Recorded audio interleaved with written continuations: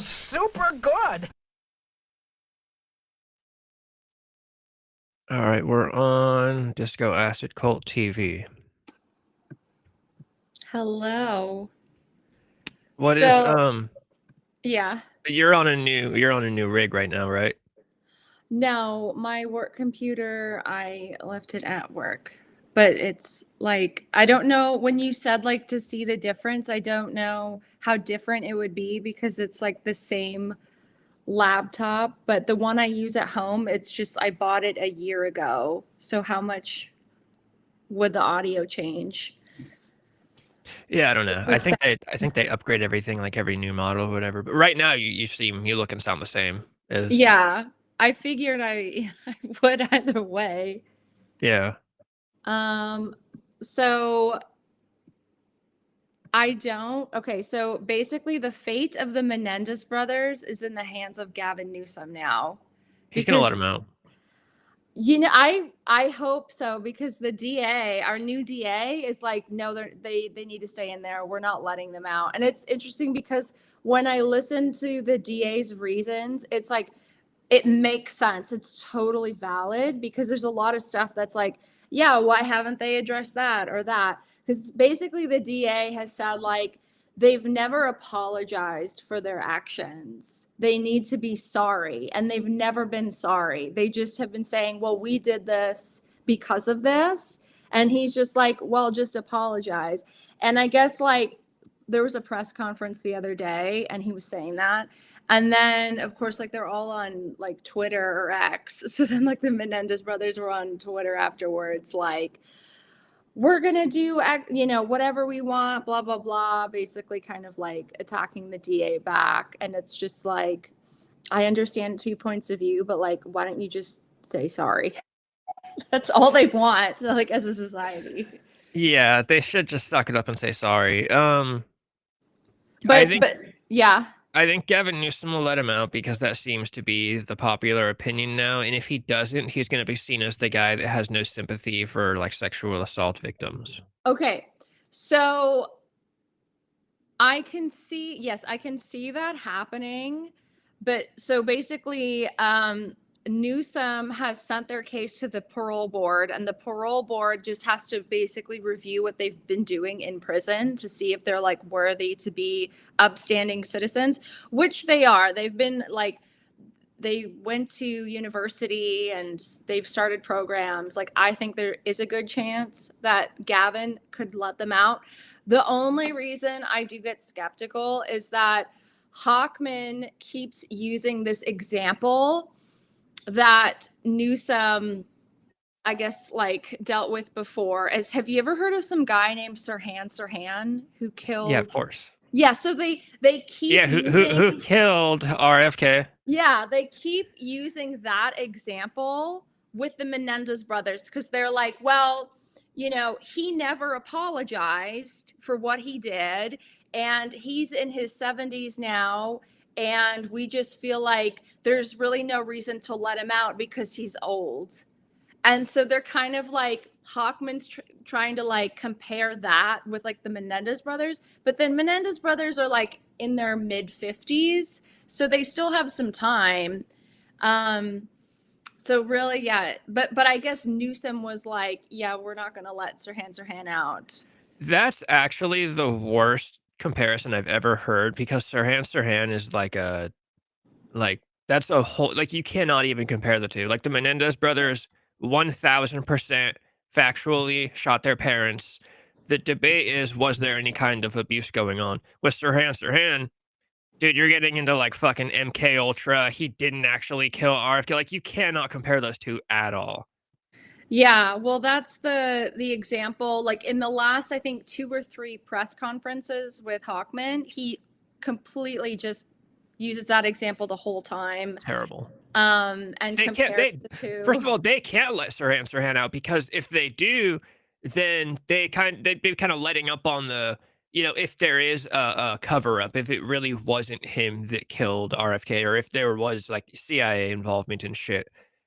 They can't let if they let Sirhan out, that would be like wait, did he really not do it, or is he really not as guilty as they Yeah. say that? So that's why they don't let him out because they can't. It's the same thing. You can't let Manson out. If they let Charles Manson out, then it comes to, oh, did he really not mind control these kids? Have you guys been lying this whole time? So that's a terrible example for that guy. Well, yeah, they're just saying they're using that example because he won't apologize and he's so old that there's no reason to let him out because what life would he live? That's You that's know? that's So they're also that's so heartless. Like, because this motherfucker's gonna die in 20 years, let him rot in prison. yeah, they're like we don't see him really being an upstanding citizen because he's not really mentally capable of doing so because he's really old. What kind of life would he live? And so they're trying to compare the Menendez brothers with that because also, so there were a couple of things that Hawkman said that were kind of like, okay, that is interesting because they go through all of the lies that the boys said because there were a lot of lies that they said before they admitted to being abused. And they've never, I think there 20 lies that they said and maybe like 2 or 3 they confessed to. And so he's like they need to address the 17 other lies and they just need to apologize and recognize that they did this and it's illegal. And they haven't done that. They're just like, well, we did it because of this. So it's like, well, you really have nothing to lose. Just say like, yeah, I'm sorry, even if you're not. One of the things you got to think about when it comes to the psychology of all these people who have been in prison their whole lives, it's kind of the same thing as drug addiction. They say that the day you become hooked on a drug, you don't mentally age. And the same thing, the day you go into prison, you stop aging. So what were they like in their early 20s, 19, 22 when they went to prison? They were 18. So they're still essentially 18-year-olds. They've not Yeah. matured. So an 18-year-old is not gonna apologize for they're still spoiled rich kids on the inside. They've not matured or grown. So, yeah, I could totally see why they don't wanna. It is stupid to just come out and say, "Oh, okay, yeah, fucking sorry, whatever." Like, just Yeah. say it if that's what they really want. Yeah. But basically, like, if Newsom decides like, okay, let them out, then that overrules everything. And Newsom is letting the parole board decide right now. And I think the parole board will say, yeah, they're okay because they haven't been fucking around in prison at all. They've been doing the work. So they'll see that. And then I'm sure Newsom will say, yeah, let them go. Because on top of that, every single one of their family members has asked for them to get out and wants them out. So they're going to have, a whole bunch of family to come home to and support Mhm. them. And he'll see that. But yeah, no, Hawkman's just like, they're just like Sir Answering. It's terrible. Yeah, Protomax, I would imagine even if you're, like, 99 years old and you literally have 2 days left to live, you probably still want to not spend those last 2 days in prison. Like, I'm sure that's the worst thing about, "Oh, because he's old, just keep him locked up." Dude, if the doctor told me I had 1 week to live, if anything, I'd be saying, "Please let me out now so I can spend my last week not in prison." Like, Yeah. that seems like even more of a reason to let them out. Like, "Hey, he's old, let's let him live the last of their lives," or whatever. Not Yeah. not getting assaulted by dudes with shanks.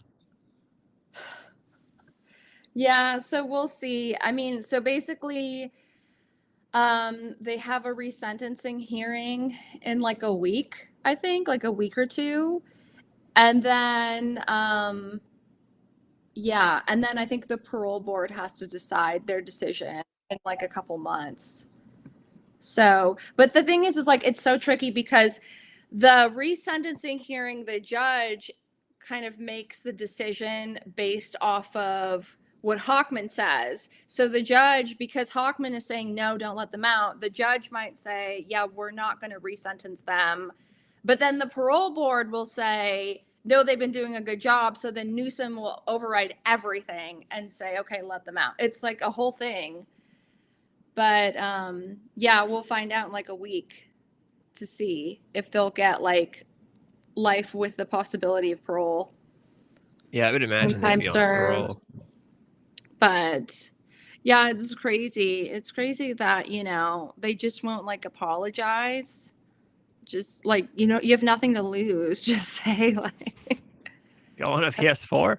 I actually, I don't even think I have enough room, like, space in my, like, room for a PS4. If I can make space, I might.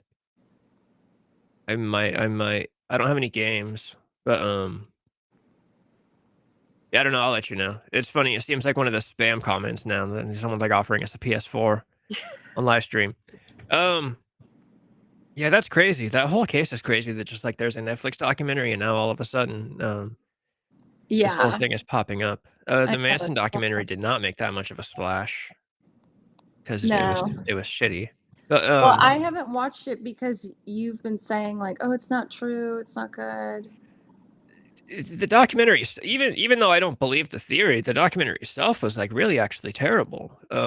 It was literally just a very generic Manson documentary where you had Stephen K. talking about hippies and cult leaders, and you had, a couple of Mhm. guys that were around at the time talking about hippie cult leader. And then just, like, sporadically throughout the documentary, there was Tom O'Neill himself talking about the CIA. And at one point, the director, Errol Morris, of the documentary straight up says from behind the camera, "Hey, I have a lot of trouble believing that." Like, it was a terrible documentary.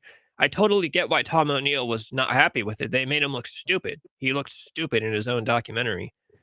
I'm sure he made a lot of money, but, yeah, it just, it did not seem to work. And even people that are, like, down with that theory are like, "Oh, that was kind of a shitty documentary."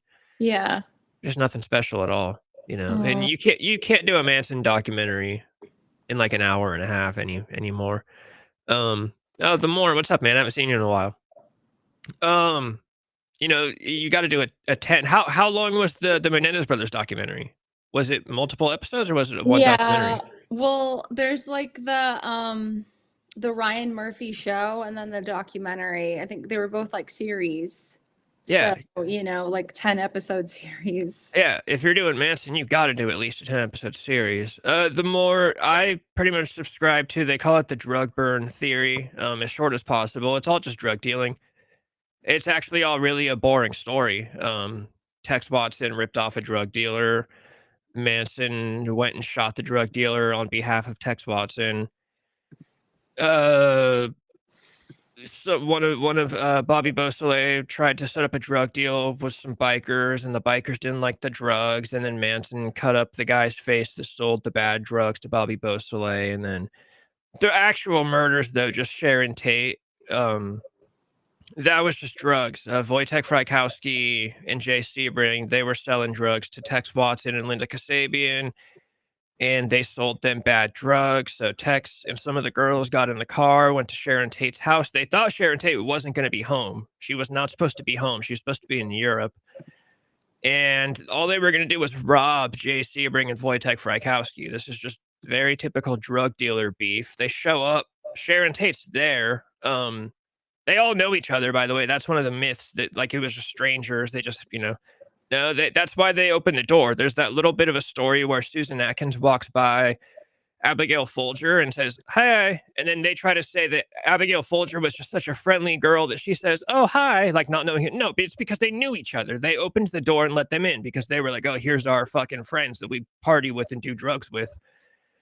Tex Watson and Susan Atkins were on meth. So, I don't think Susan Atkins actually stabbed anybody. She's just kind of an edgelord that likes to say she does. I think all the violence was done by Tex Watson.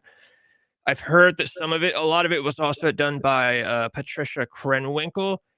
Um, but I know Tex was the one that's on meth. That's why they're so violent and it's just so fucking bloody and stabby, and because that's the meth killing. That's what happens when people do meth. You get a lot of repetitive stabbings.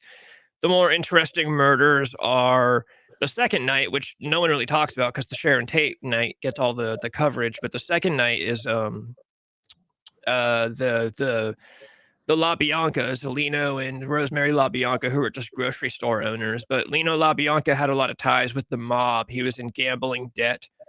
Manson had ties with the mob. No one ever talks about that. When he was in prison for most of his life, he became friends with all these old timey gangsters that were running shit in the 30s and 40s. And So the story behind that is apparently Frankie Carbo, a notorious mobster, told Manson, like, "Hey, I need you to go get a black book, a little black book from the La Biancas, which is just a book of contacts that like underworld people would know." So that's why Manson goes into the house and ties them up. Apparently grabs the book, maybe steals some money and leaves. There's also a lot of crazy stuff they don't talk about. Like apparently, Rosemary LaBianca, when she was found dead, she had an overcoat on, which would imply that they left the house. So some people think that Manson took them out of the house and they went somewhere to get the book and then came back. And then Manson leaves. Manson apparently leaves with the money that he stole from them, and he went to like San Diego to go to the Straight Satan's biker, like the bar they hung out at, to pay them off a debt that he owed them. And then that's when that was happening. Tex Watson went inside and stabbed them all up. Tex Watson knew the LaBianca's daughter too, so there's a lot of speculation that their daughter may have known this was going to happen. Their daughter was pretty into doing drugs and shit, and so yeah, that's how Tex knew them. One of the crazy things about the Sharon Tate night, Annie, sorry, I'll get off this in a second. After the Sharon Tate murders happened, this is one of the reasons we always talk about, like, dude, Manson was not into all this shit. Apparently that night, Manson was also gone. He was not at the ranch. And so Tex Watson and Susan Atkins and Linda Kasabian, they all get back to the ranch and they meet up with Manson. And Susan Atkins tells Manson, like, hey, we just fucking stabbed a bunch of people. And there's a famous quote. Manson says something along the lines of, you stupid cunt, you guys are going to get me put back in fucking prison. So Manson asks Susan Atkins, did you guys arrange the crime scene? Like, did you try to set something up so it doesn't just look like a fucking murder that you committed? And they're like, no, we just stabbed him and left him all over the place. So Manson goes to the house. There's a bunch of little like rumblings about Manson goes to the house and he drags the bodies around and kind of rearranges the crime scene. He leaves a pair of glasses. There's like a famous pair of glasses that were left at the scene, and that was Manson trying to make it look like the murderer was somebody that wore glasses. And Mama Cass from the Mamas and the Papas, she apparently showed up to the house to buy drugs at one point in the night, and she walked in and saw all the dead bodies, and she screams. And there's reports from the neighbors at like 3 a.m. hearing a scream. And yeah, that was apparently Mama Cass from the Mamas and the Papas. And apparently everyone in town knew exactly what was up. Like Frank Sinatra moved out of town. Elvis knew what was up. Steve McQueen knew what was up. He went to Jay Sebring's house to get all the drugs out of there. All the celebrities in town knew. They were like, oh, this is that Tex Watson, Wojtek Frykowski beef. Like, they all knew. The Beach Boys knew. The Mamas and the Papas knew. Like, they all knew who it was. You know, they were all friends. They all knew each other. That's where most of the cover-up comes from. There's not much cover-up because of the murders. All the cover-up is on behalf of the celebrities because they didn't want, this is 1969. You didn't want it being public knowledge that you're selling drugs and making porn and shit. Nowadays, every celebrity has an OnlyFans and goes to rehab all the time. It's no big deal. But back then, if the public found out that Steve McQueen was buying cocaine from Charles Manson, his career would be over. That's it. He's done. So that's where most of the cover-up actually comes from. It's just the celebrities. They didn't want people knowing they were doing all this crazy shit. But okay, yeah, that's my take. I'm always scattered when I try to get that out there, but the only reason I don't make my own video on it is just because everything I know from it already comes from a book. Like, I would just be like reading the book, basically. I still want to do something like I could try to present it in my own way. What's the book? The Manson File. Oh, okay. It's very hard to find. I spent a lot of money trying to get my first copy. I have the UK edition. Who wrote that? Nicholas Schreck. Oh, okay. And how does he know all that information? Like 30 to 40 years of research. He was also personal friends with Manson. Okay. He was supposed to record Manson's album in 1985. And then the prison told him, never mind, we don't want Manson having a guitar. So he went in there and they just made a little documentary. You can look up, it's on YouTube, Charles Manson Superstar. The first version of the Manson File came out in like the 80s.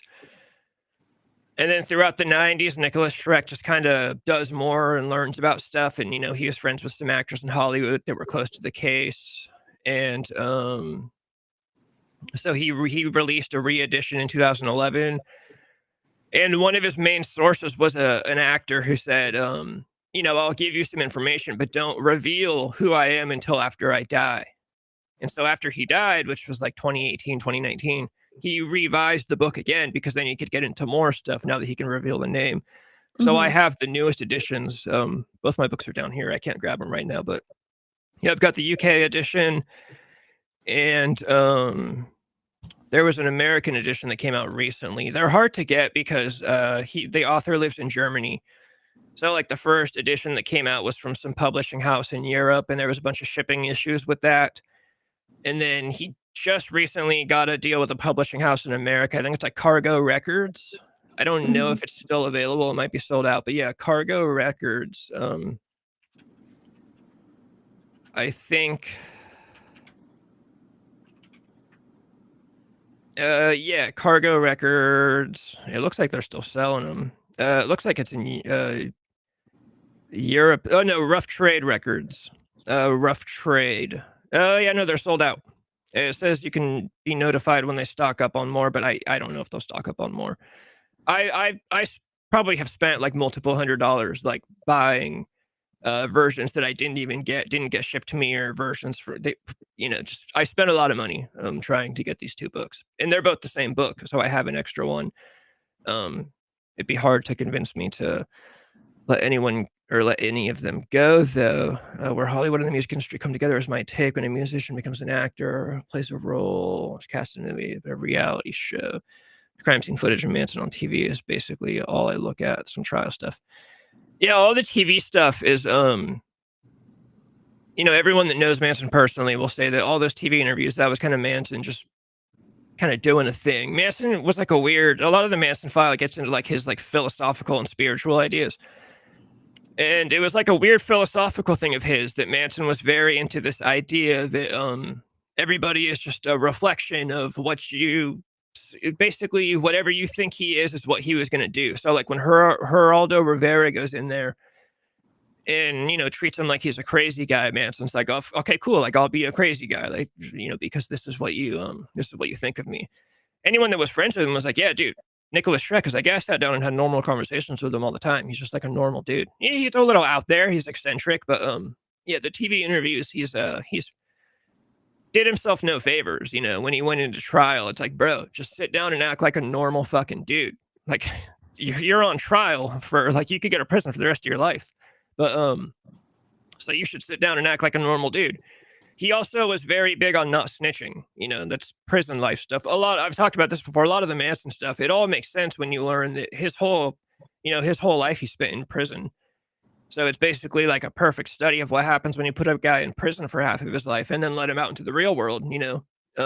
He literally lived his life by like prison rules. There's a bunch of stuff where it's like, he shows up to someone's house with a gun and shoots him, and it's like, because the guy lied to him. In my mind, I think if my buddy lies to me, I'm not going to fucking shoot him. But when you come from prison after 30 years, yeah, that's how it works. If you lie to someone, you go shoot them because they lied to you. That's not, it's a respect thing.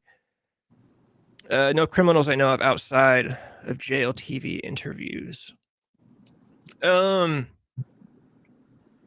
Outside of jail TV interviews. What do you mean? Like the gangster in Manson. Yeah, Manson was definitely kind of like gangster mentality. And he'd spend life in prison. He would rather spend life in prison than say, like, it wasn't me, it was Tex did it. But no, he just, I'm not going to tell on Tex. And there's times in interviews you'll catch him where he'll start to say something and he'll be like, oh, actually, or, it's like, oh, he's not snitching. Like but, the interviews are not conducted in jail. Oh, you're saying like TV set type stuff, like they take them over to a set. The more, where have you been? Not that I'm saying you need to come onto the stream every time I'm on, but how have you been? What have you been up to? I think we're about to get into some more I don't know, we have an OnlyFans related story. That's like my favorite topic. Yeah, and then I want to tell another story before that, about LA. Something I'm gonna go through tomorrow, actually. Yeah, the more Protomax. I know you guys are on. One of you is on Twitch, one of you is on YouTube. But like I said, every time you guys comment, I'll pull it up on screen so the other one can see. Right on, working on the house. Working on the house is always good stuff. I have a buddy that always said, all you get in life is one little square of land. and I want to make my square look like the best square in the neighborhood because that's all I can control. So this is my part. So he was always big on working on the house. That's funny. Bye. And you should talk about how you know that lady that made. Oh, Electra Busey. Well, I'm gonna tell another story first because I want to hear. I want to hear what you guys think because I need opinions first. Yeah, let it rip. Okay. So tomorrow I'm going to a show at the Whiskey on Sunset. And before that, I'm going to go out to dinner at the Rainbow. But so the reason I'm going to the Whiskey is because I have this friend named Kat Presley, and Kat, she was this big influencer on Instagram, and her whole aesthetic was based around like the Doors and like the 60s because she looked like Pam and her husband looks like Jim. And so like you go onto their page and like it's like one of those typical influencers where they made their house like perfectly 60s aesthetic. They take beautiful photos together. They look like a replica of Jim and Pam. Anyways, like her and I, we became good friends online. She's quite younger than us. Like she's probably in her early 20s. And so her husband, he was in construction. And then I want to say it was like maybe a year and a half ago, he announces that he quit his job in construction and is now the lead singer for the #1 Doors tribute band in America called The Ultimate Doors. So I'm like, okay, this is hilarious.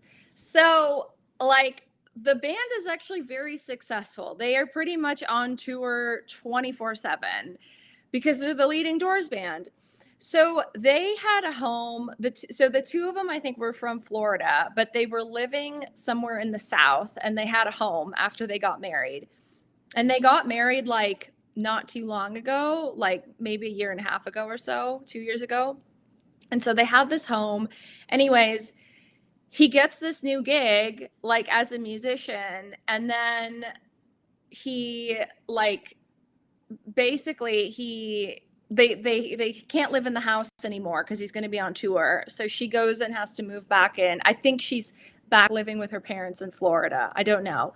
So anyways, last year, literally this time last year, they announced that the Ultimate Doors are playing a show at the Whiskey March of 2025. And she's like, Annie, like, you should go. Like, we can hang out. So I'm like, fantastic. I want to hang out with you because we've only ever chatted online. So I buy tickets. This is last March. So last summer, she disappears off of Instagram. So I'm like, okay, where did she go? And I don't have her number because we only chatted online. And the whole reason I'm going to the show was to like meet her. And the thing is like she was such a big influencer. There's like a lot of other women that are going to meet her and hang out with her. And I have relentlessly DM'd, commented on the band's page, hey, is Kat going to be at the show? What happened to Kat? She's not on Instagram on like anymore. And nobody's saying anything. Her husband isn't saying anything. The band isn't responding to anyone's comments. So I'm like, where did she go?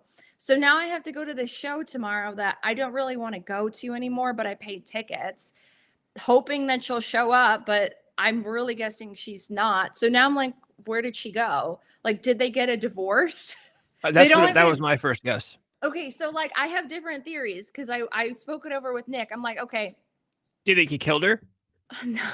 Do you think it's like some Brian Laundrie and Gabby Petito type shit? No, there's like different theories. So the first theory is that, well, it makes sense that she got off of Instagram because they moved out of their cute little 60s home. And I think she's living back somewhere in before. The divorce thing, I mean, so I question that, but I'm like, but they had only been married for like a year and a half. And on top of that, like I saw he had commented on someone's comment like 4 months ago saying like, I think the person said like, "Oh, you really look like Jim," and he was like, "Oh, thank you. Like my wife happens to look like Pam as well." So I'm like, "That's not too long ago." Either that or maybe she's pregnant and she wanted to get off of Instagram, or she's sick or something. I just think it's fucking sus that like I have been messaging the band and I'm always left on red. It's like, just tell me like yes or no. If she's not going to be there, it's no big deal, but just say no. Don't leave me on red. Is her It's Instagram weird. is her Instagram deleted or she's just not using it? It's like it's deactivated. And I checked with Nick and other people. Like it's not like she blocked me. It's like she deactivated her Instagram. And I'm not the only person that's commented. There are other women that are like, "Hey, is Kat still going to the show? Because we're all supposed to hang out with her." So it's just like weird. It's like, why isn't her husband, you know, responding? That's super weird. And then, I mean, Nick was like, well, he's no longer in construction. He's in a band now. Like, basically, it's Jim Morrison. There's probably a lot of young girls like throwing themselves at him, like, oh, you look just like Jim. It's just like, it's so weird. Protomax, are we still cutting out? Because it's not cutting out on my. I mean, not that my end is the same as your end at all. Might be your computer. Yeah, I mean, we sound fine, at least from what I can hear as we chat. Protomax says, "Oh shit, maybe it was me." Okay, the Morse sounds Yeah. perfect here. Protomax, hopefully it was just you. I'll listen. I was gonna say I'll listen back in 3 hours when we're done on stream or whatever. Um, So then it's like, depend. okay, so it's like, what is the theory? Like, what do we think happened to this chick that just like I vanished off the face of the earth? I think they just split up. But then it's like, okay, because the timeline of that, she deleted her Instagram last summer, but only 4 months ago, he commented saying, like, my wife. But it's like, but I guess they could still have been like split up, but still like legally married. But then it's like, they got married at Graceland and they spent like a ridiculous amount of money to have like the perfect influencer wedding, and they only got married like a year and a half, 2 years ago. Why would you spend all that money to just split up? Well, first of all, I think that happens all the time. So ridiculous. Especially talking about fucking, shallow influencer type people. Um, Protomax, I think he cheated on her and she removed herself from the internet. Uh, I don't I'm gonna know. I'm gonna put out a little bit of a theory that probably isn't gonna be the favorite to you. What if they just don't fucking like you for some reason anymore? Like, have you done anything, or have they has they you know what I No, mean? okay, so like I had originally questioned, I was like, did she block me? She didn't block me. She deactivated her Instagram because Nick can't find her, my other friends can't find her, and then other people are commenting saying, "Hey, where is Kat? She's not on Instagram anymore." And her and I didn't have any beef. Like the last time I spoke to her, we were talking about how we were going to hang out at the show and we were excited to hang out. So like there's nothing wrong with my relationship with her. But it's just weird because it's like the band and then the husband is not only ignoring like my questions, but like everybody else's questions. So it's like there's clearly something very wrong. So then what I did was yesterday, I put them on blast. Like they posted a picture because they're like, they're just like a couple of guys from like the South and they like dress up as the Doors. So they like, and I think they've never been to California. So they posted this whole thing of themselves like in the desert, like replicating a Doors photo. So I was just like, hey guys, yeah, so where the fuck is Kat? And I just said, like, I've been trying to reach you guys for months and nobody answers and everybody wants to know. Like, we're all going to the show to see her. It's really weird that you guys aren't saying anything. And then, of course, like, they haven't responded. So, like, what the fuck? First of So, all, I don't blame the band for not responding because I do have to tell you that if it was my band, if I was in a band, let's just say I'm in Champagne Girls again, this is like 10 years ago, and my girlfriend or ex-girlfriend's friend starts messaging and commenting, my band is fucking me up in the parking lot because they're like, bro, get this fucking broad out of our comments and this is your fault. Um, yeah, but like, what if something bad, just like hold on, actually let me get to this really quick because the Moore's gonna have a thing. Jim Morrison's dad, yeah, Jim Morrison's dad was like a high ranking the more I'll fire back really fast with What do you so people that don't believe in the theory that like Jim Morrison is, kind of like psyop, counter CIA type stuff just because of his dad. Some people will say Jim Morrison is just from the generation where all of their dads got drafted into World War II. Like that's just kind of the like. Of course, his dad was a guy who was involved, and he just so happened to get up to a high rank. Um, I've never looked too much into the Jim Morrison's dad thing, but I am aware of who he is, and Gulf of Tonkin and the New Doors band is another CIA front. That would be funny if this New Doors cover band is another CIA front, and she's now a spy in Kazakhstan. Like this is where your friend is. She's in Kazakhstan doing some 007 type shit. Um, the more actually, I've always wanted to look into Laurel Canyon. I know it's I've read that there's a really good book. Do you have a good documentary or book or something? Because I've always been interested in the Laurel Canyon stuff. I love the Four on the Floor murders. I don't know if you have any I feel like we talked about that before. Um, yeah, whatever you got about Laurel Canyon, I'm definitely down to check out. Yeah. So what if it's also just like, what if your friend's just like, I don't know, what if her mom died? Like, what if it's just something like that, and she's just not trying to be bothered right now, like No, something I bad know could it happen. it could be like a plethora of things, which is fine. You know what? If she doesn't go to the show, it's fine. It's just that I would like a response considering myself and a whole bunch of other people have spent. I mean, it's not cheap to go to the whiskey, like it's like I think between Nick and I spent like almost $100 to go see this fucking cover band. And so it's like, just tell me yes or no, because like I had my hopes up of like meeting my friend, and it's not myself, it's like a whole bunch of people. And so it's just kind of rude. It's like, you don't have to give me any reasons, just tell me yes or no. And it's Man, like I've messaged the husband as well and he doesn't respond. And it's like weird. So imagine being in this band and everybody's like, hey, we're coming out to see your girlfriend. We don't give a fuck about you. We're just here to see Cat. Let us know. yeah. No, it's the funny part is the show is completely sold out because Andy, everybody do you have a wants to see do you have a what? 70s outfit or No, late I'm just 60s? gonna I'd say late 60s. I'm just gonna go like, goth casual because I'm also gonna go to the Rainbow beforehand, which is like way more rock and roll. So You're doing like the 1980s night, like you're going to the Rainbow, then you're going to the Whiskey a Go Go. You're doing the Sunset Strip yeah, like because hair metal experience. like honestly, like as as iconic as the whiskey is, I fucking hate that venue. It sucks so Well, hard. Like, first of all, like a beer, like a can of beer is $20. It's ridiculous. And like it's not comfortable in there. It's like it's just it's cramped and it's like it's a 60s venue that like hasn't been updated. It's just it sucks and I don't like it. And so you, I you, try to you know avoid what's it. you know what's sad to me, being the lover of old school rock and roll, is that I know the Whiskey is 60s, like that's the Doors venue. I tend to lean, especially when you add the Rainbow, I tend to lean a little bit more towards it's now like an 80s hair metal throwback thing. Yeah.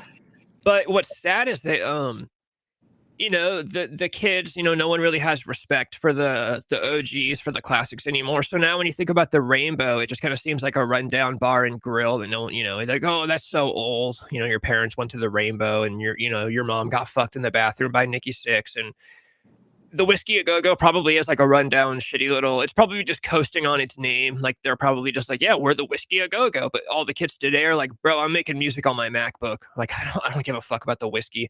So Yeah. that part makes me sad. I could see it being kind of run down. I could see them charging $20 for a beer just because they're like, hey, we're the whiskey. Like this is the Doors venue. Like, you want to, you're pretty much just paying for nothing other than, hey, we're the Doors venue. Motley Crue played here. Yeah. Um, Whereas to me, I'm like, dude, these are like legendary. Like these are places I would go to like every weekend if I lived in that area and I'd, be taking pictures and shit. Um, Whiskey hasn't changed in what, 50 years? Yeah. It's They just they like probably they probably honestly intentionally don't change. Like I said, they're probably just coasting on this is because the the Whiskey a so Go Go. the problem I have with the whiskey is like I just don't like the venue layout because it's like it's two levels. So you go in there and then the stage is pretty high up. So if you're standing on the bottom level, you're basically surrounded by people and you're kind of having to like look up. But so I like to go upstairs. But then the problem with going upstairs is that what they do is they like on the balcony, like right at the balcony, they have like a row of tables. They're literally like just like cheap patio tables and patio stools. And they charge, I kid you not, anywhere from $500 to $700 to sit at those stools. And so then you have to sit like, or you have to stand behind all of that, which is then even farther away. So then you can't really even see down below. It's just like the whole layout sucks. And then it's like, yeah, you go for a drink and it's like you're spending $100 on 2 drinks. It's insane. So I Uh, just want to like go in there, see if she's there. If she's not, then I'm just going to listen to a couple songs and leave. well, you should go in there and wait till they're done and try to talk to him and ask him in person. I myself, I would be more excited to go to the Rainbow only because I want to be in the same building that Vince Neil punched a girl in the face. Probably multiple times. Let's be real. Vince Neil probably punched multiple women in the Rainbow, and it was probably just fine. Um, but yeah, I don't know. Why don't you just put him on the spot? Just wait for him after the show and be like, "Hey, No, where's my homie?" I'm just gonna let him be, and then I'll never have to see them again. But I mean, I'm excited to go to the Rainbow because we have dinner reservations.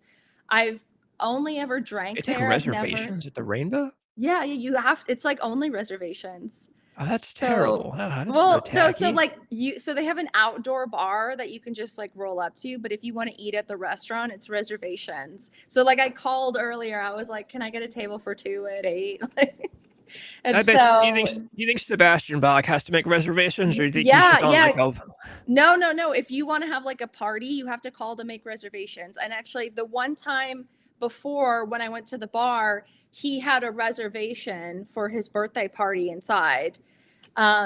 So yeah, you do have to call. God, Funny Sebastian enough, Bach is still hanging out at the Rainbow. making reservations. Yeah, but I hear that they have the best pizza, some of the best pizza in town. So I'm curious to see. But it's like I was looking online at the menu. It's like, of course, it's like $30 for a cheese pizza, and then it's like $2 to $5 per topping, like some ridiculous number. So I will let you Che- know how it is. Cheese pizza is always But a good call, though. Very underrated. yeah, but yeah, I guess that we'll see who's there. We'll see because I the one time I do know that Ron Jeremy is always there every night at the bar. The one time I did go, he was there, like picking through the olives at the bar, just eating with his hands. So yeah, so I'm expecting that to be fun, but then going to the whiskey afterwards, it's like okay, we'll get this over with. Yeah, yeah, Do I that's have a the. favorite place in Hollywood? Um, like what do you mean? Like to eat or to go to? What do you mean? I don't know. Just pick. I don't Both. really. I mean, I guess my favorite place in Hollywood is this Jewish deli called Cantor's. It's been around for like over 100 years. JFK used to hook up with Marilyn Monroe upstairs at Cantor's. It's like this super old deli. You go in, and then they have these like this like the ceiling is made of stained glass and it's like these printed autumn leaves. So when you go in, like the lighting is so orange because of the stained glass. And then they Before he said favorite music venue. Before you answer favorite music venue, just because, of course, you mentioned JFK and Marilyn Monroe. Some of Charlie Manson's gangster buddies, like Frankie Carbo, they used to, when JFK and Marilyn Monroe would hook up in hotel rooms, they would bug the rooms with audio recordings and video recordings at some point. So there was a lot of that gangsters that Manson knew that had footage of JFK banging out Marilyn Monroe. I think Hugh Hefner had some videos too. That's a lot of that story is porn. Like porn was still illegal, but it was like a celebrity thing because celebrities had nice cameras. They had state of the art film cameras that you couldn't get if you were a regular person. And there's a lot of porn involved in that story. Like Manson and the girls, they stole a bunch of equipment from a news station, and they used to roll around in a van and they called it 3 Star Video Productions, and they would shoot videos, and they would make porn for people. You want to make a fucking porn video? Charlie Manson and some of the girls might come out, and they might get involved, and Manson might do some gay shit, and the girls would do some gay shit, and Yeah, there's a lot of porn in that story, and it was that's also part of the cover up because porn. I'm pretty sure porn was still illegal. There were some kind of obscenity laws in the '60s that are not in place now. Yeah. I'm pretty sure those laws started lighting up in the '70s when we started getting like Debbie Does Dallas, and I watched Deep Throat a couple weeks ago. Deep Throat, one of the first Yeah. popular, terrible movie by the way. Terrible movie. It's the '70s. I was kind of thinking that maybe a '70s porn movie would at least have, because I thought maybe they would at least try to like disguise it as a movie. The plot of it is just basically that this girl learns that her G spot is in the back of her throat instead of That's terrible. yeah. So she just goes Oh man. around blowing dudes, and they're all just dudes with mustaches and curly hair, and yeah, it was not a great movie. I was not too impressed with it. I was kind of hoping, I there's a movie that came out recently called X. It's like one of the best like recent horror films that came out, Wait, and the there's one a with Mia Goth? yep. Yeah. I like Have you that seen it? movie. Yeah, oh yeah. Oh yeah. Yeah. It's a great movie. And remember the camera guy character he's like an actual film nerd, and he says it's Yeah. possible to make a good dirty movie.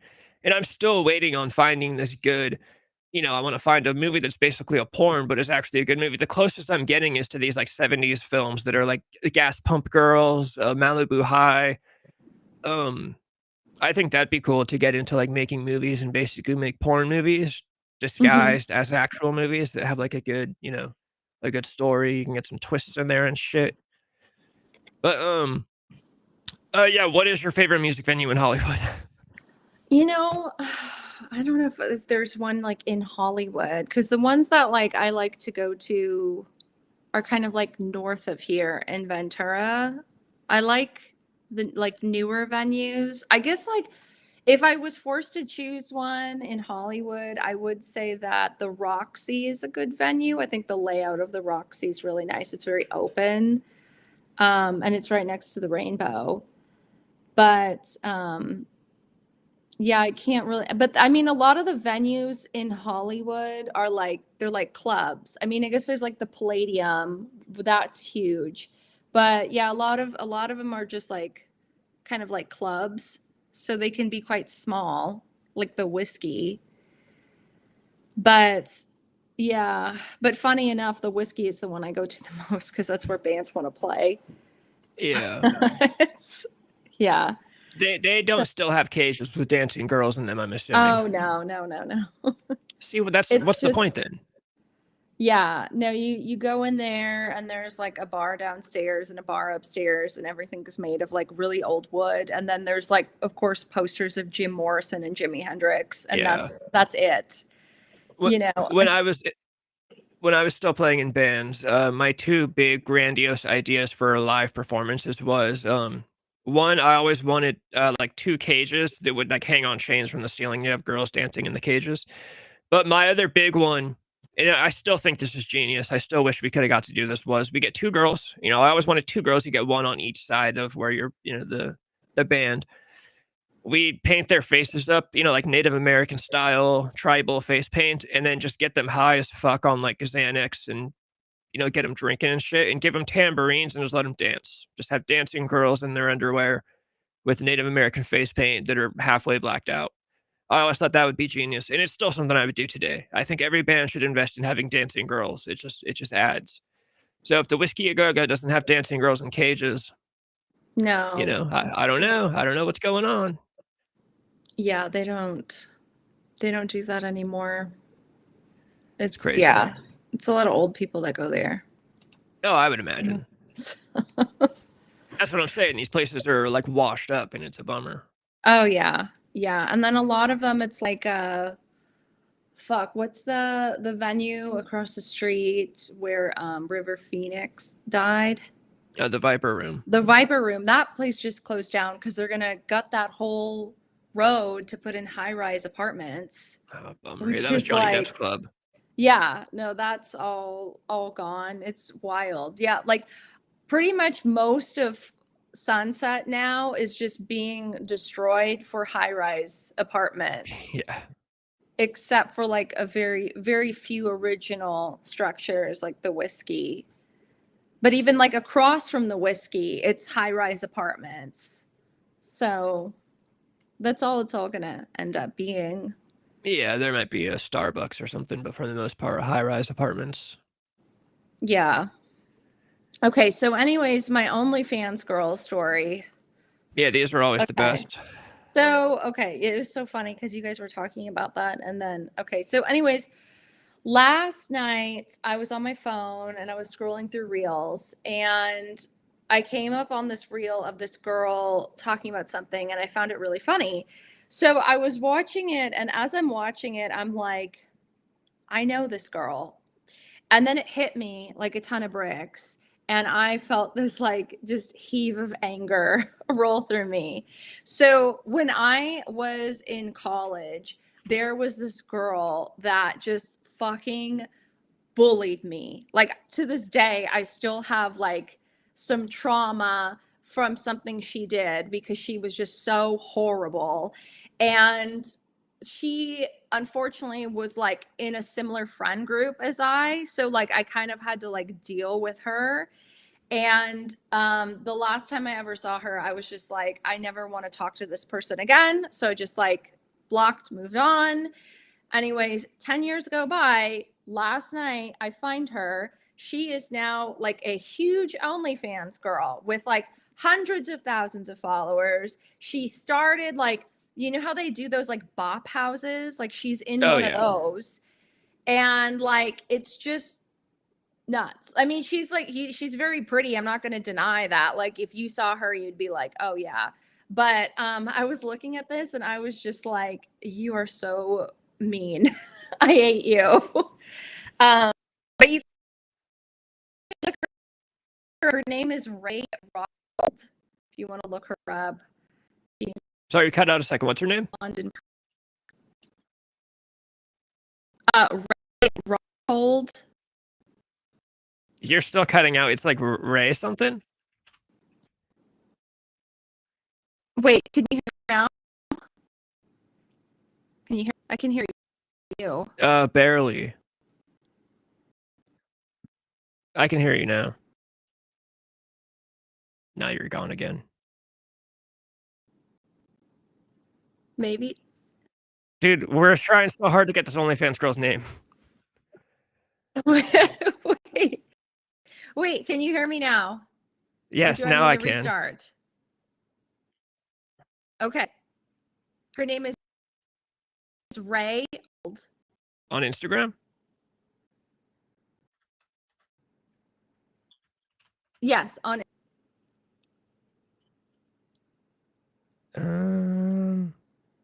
How do you spell it? RAE and then Rockhold.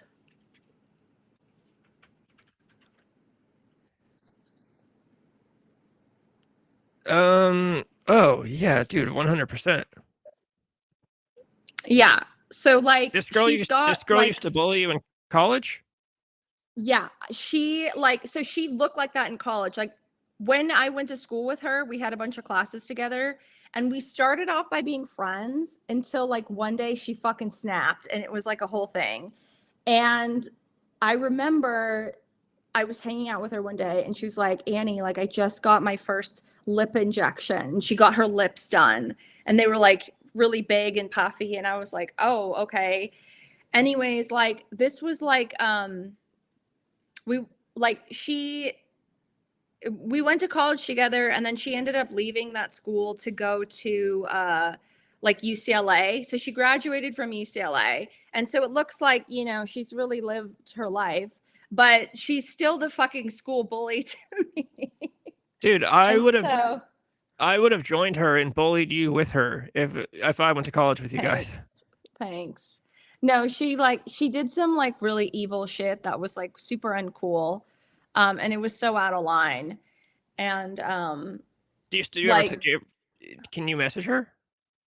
I don't want to. Like I don't want to. Like I have no interest in talking to her cuz like like what she did was like really really like fucked up. And so I you know, like there would be no point. Like what would I say? Like Well, hi, I'd bring like her on, and then I'd have my Howard Stern episode with you and her, and you guys would fight on the show.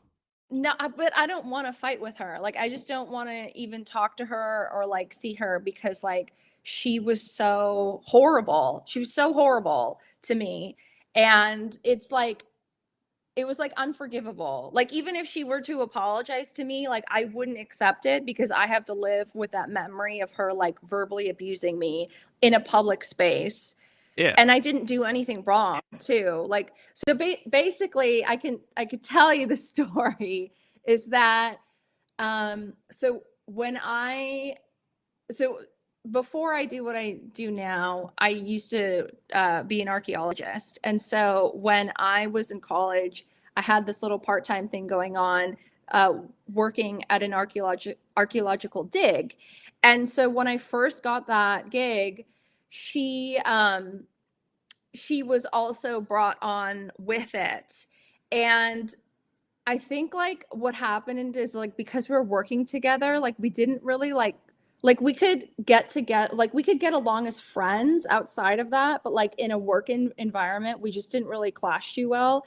And so I remember like one day we we had like finished, so she had to go to an appointment in the morning and we were all working at this dig site. And so I think like in the afternoon we all decided to go get lunch at like a Denny's or something. So like we all went to Denny's, she was at her appointment, and so we're finishing up our meal and like we're getting the bill, and she sends a text saying like, hey, like I just got out of my appointment, like what are you guys doing? And so I read this to everybody, and like I say out loud like, well, why don't I just tell her to come meet us back at the dig site instead of the restaurant, because like we're going to leave soon, you know, it just makes logical sense.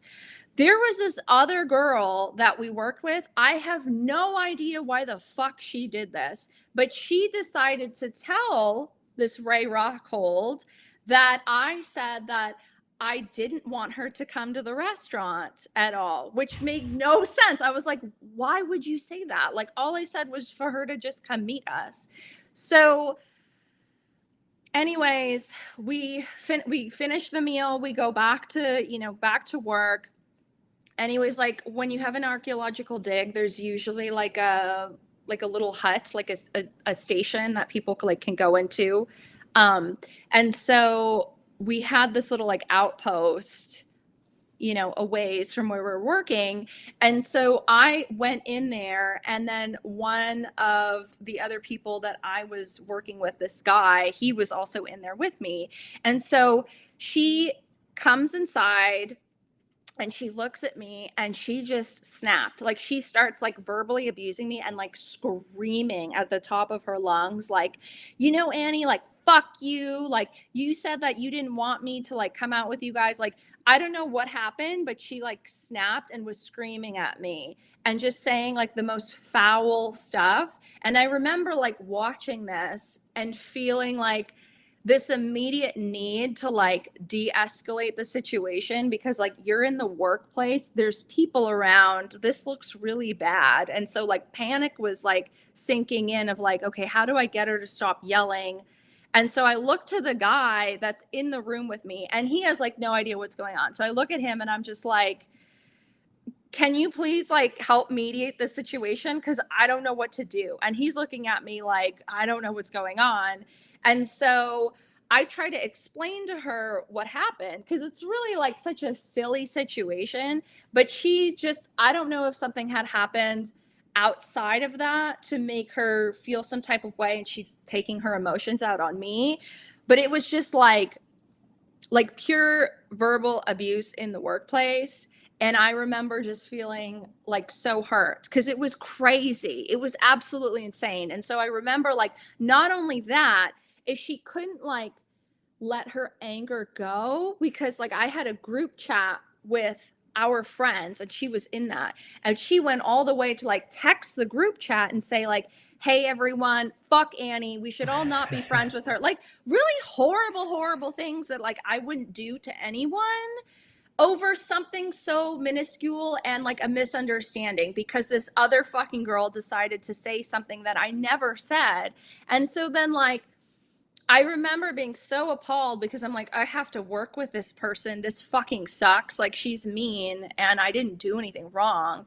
And so then I remember like telling my boss about it, and she was just like, okay, yeah, like we just, we'll figure something out. Anyways, like she stopped coming to the dig site, so like it worked out in my favor in the end. But like I just remember like being like, I never want to talk to this person again in my life because she was so horrible. And then like as I said, we all had a similar friend group at the time in college, so I couldn't really like avoid her. And I remember my friends were like, well, you guys need to like make peace, so I was like, okay. So we like made peace, but there was no formal apology. If anything, like they made me apologize to her for something I didn't do, which was crazy.